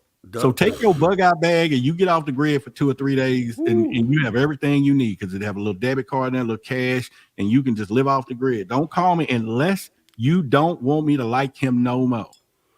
Look, you are preaching to the choir right now, my guy. You don't even. I'll talk to you about it, but yeah, okay. But to add to that, I mean, everybody should have some sort of bag. I would suggest, and I'll tell this story because I used to, and I've said this on my show. I used to look at doomsday preppers like, dude, these dudes are wild. Like, what are they talking about? They're preparing for what? But then I realized that you don't really need a reason to be prepared. It's better. It's just better to be prepared than not. You know what I mean? It's a problem when you are not prepared. When the disaster strikes, it's not. You can go to the homepage. There's cheaper. There's $100 bags. You know, 5 days, 6. There we got one called a MOAB. It's called the mother of all bags. It's got the food. It's got, you know, one person can live 30 days off the grid. I'm talking, you get off the grid. But I have one in my car. I got one up here. I got a red big one right over there. I used it the other day when it got real cold in Texas and everybody ran to the store. I had food in my bag. You know, I was like, shit, let me just open it and get some snacks and, you know, real high stuff you can live off the land. Now, don't get me wrong. I'm not going to feed me like a 16-ounce steak, but I'm surviving. Water, you know, all kinds of stuff, man. And so from rounds, you know, all your stuff, man, you just want, but there are things happening that you do want to be prepared. And I know these preppers, you know, and all that, man, but I just appreciate it. Let me just share that with everyone. And they get 10% off if they do the word bug out on the other stuff. And then the specialty bags you use ready, you can get 15% off. But, you know, anyway. All right. Got it. And here's what I would also suggest. One of these, and actually I have 2 of these just for you guys. If you guys have put together some bags and you have a bag, get yourself one of these. Did you see that other bag on that picture? I just said it. I got 2-way radios in them bad boys. You know, these specifically though are ham radios. So if you listen to what's going on, if the stuff hits the fan, you want one of these. You can get these on Amazon you can get one of these for as little as $25, and it's so cheap to get one of these that you should get like 5, and you should put them in different locations just so. And believe me, if the grid went down, if the cell phone network went down, you definitely would want one of those. Yeah, and another thing, give people some advice, because I'm doing that a lot now. I'm gonna incorporate preparedness in all of my conversations as of 3 weeks ago, and I'll teach things along the way. So right now, if you got children, and I want you to do this, you have to pick a location somewhere that you tell them if something happens, because this happened to me, that we're all going to meet here. Because a lot of people don't have a emergency bug out plan for the family, because you think you're going to run up to the school and just go get them. But what happens if this thing is big and they don't know where to go meet? Y'all all have to have a meeting. The wife, the kids, everybody just know if anything happened, everybody go here. So it could be somewhere y'all pick that everybody can get to, whatever it is, but they need a exit plan so that you can do that. And then you can it could be at a park, and you may have a special tree, and you can put that thing he talking about in a bag, put it in the ground, and they know to dig it up, whatever. It's just a small plan. It doesn't take anything, but I guarantee you, if something was to happen, and we're not just talking about, you know, big, you know, apocalyptic things. I'm talking smaller things. You still got to. My kid, when I was, you know, we was divorced from the she-wolf. That, you know, only I heard the she-wolf, but I had 2 she-wolves. But the whole point was, the stepfather didn't pick up my daughter from school because he was mad at the mom, and she followed one instruction. And I told her, you stay at this place if anything happened. And I shit you not, 9 o'clock at night, the school teacher, she was 7 years old, come back up there to get something. And my daughter was still sitting on the front porch because that's what she was told to do. But neither me or her mom knew that she wasn't there. And I was livid, by the way. But what if she's been walking the streets and got kidnapped or something in the point? But she knew to stay a place that somebody or we would know where to come if you were missing. And I'm just so glad out of all the things she ever had done, she followed that. Even though she was terrified, but she followed it. And it worked out. So I'm just saying there's a lot of stuff people don't prepare for. But it's something, one of those things. You know. All right. And the ferret says, thanks for introducing us to Roderick. Man, this is the guy, man. This, like I said, we think it's thieves, and we are going to continue to keep this thing moving. So this will never be the last time that we sit down and talk, and we will be doing this again. So Rod, tell them where they can find you. You can find me in Dallas, Texas. All right. Y'all can come all the way here to Dallas, Texas area at the studio, the command center. But anyway, come to YouTube, subscribe to the channel. You'll find some good stuff there and share. I want people to start sharing the channel, sharing information, and then we can do that. But they can find me on YouTube. That's really where my focuses are, even though I have Instagram, Real Roderick Martin, Twitter, all of those spaces. But I'm making a home out of YouTube to create the content, and also because I do a Freaky Friday every Friday. It's live. So you all can come on the Freaky Fridays. We get a show for the first part, and then we go anywhere you want to go after that. But usually it's our community in the Truth Seekers community. So. All right. Well, Rod, I got some promotionals that I got to run here, so I'm going to go ahead and let you go. I do appreciate you spending time with us, man, and we're going to talk soon, and we're going to do this again and further this movement here. All right. Yeah, we've been there a couple hours. I'll see y'all. I'm out. Love you. And let me just say this. I have to do my disclaimer to my haters, and I know they're out there. If you can hate me and you don't know me, I can love you without ever meeting you. I don't want to meet you, but I love you. But if you're also a hater and you've been here 2 or 3 times hating on me, you're really a fan. That's what's up. That's what's up. Love all of you. And have a great rest of your night, Rod. And you saw your viewers on here too. So let me let your viewers know that we do a live call-in show over at the Social Dig. Okay. Link is in the chat, and we will be doing that right after this show. So you got experiences or anything you want to talk about tonight? We do it. Yeah. As soon as this show is over, we're going to be over there. So yeah, you're more than welcome to, obviously you're more than welcome to stop by. Let me know what you want to do and we'll link it up. Yeah, I'll get to the house a little bit, and then I won't be in this production format, but I'll hop on. Okay. All right. Talk to you in a minute, Rod. All right. Later. All right. Yes. So Rod is the guy, man. It's my guy. We go back. We got a history. We've been pushing on this thing for a while. Rod, remembers when I jumped into this thing and decided to hop in front of a camera. Rod, I sent Rod a message when I had my UFO sighting. We've been talking. He introduced me to Billy Carson, which was a cool thing. I mean, I that's why I had to give Rod his flowers. That's my guy. And, I know he appreciates, where I've come since then. And it's always a great team, always a great conversation. So as Tamothman says, don't forget Rob is doing the call-in show. Call in with your experiences, and the link is there. It's over at the Social Dig.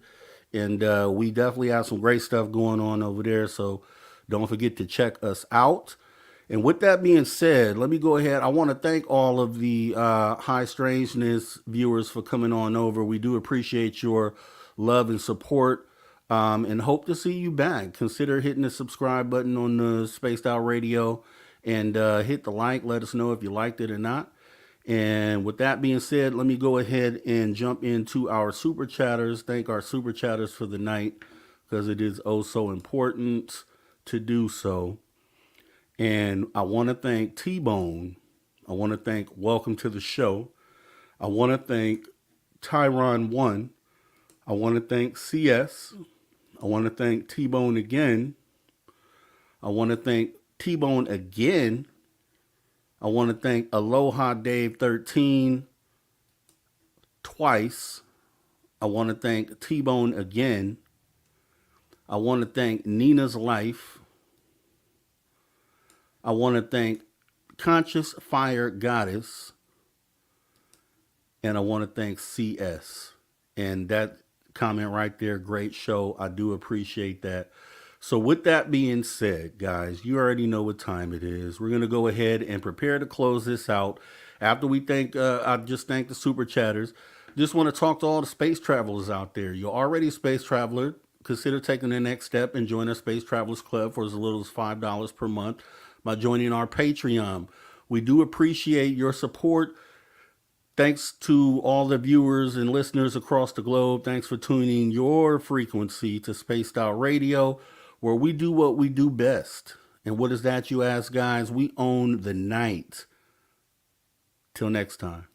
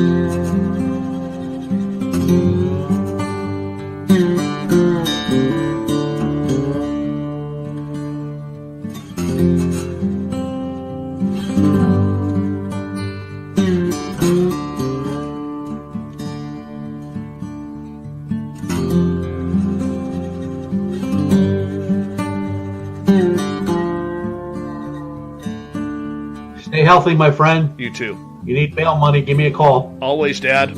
Take care. You too.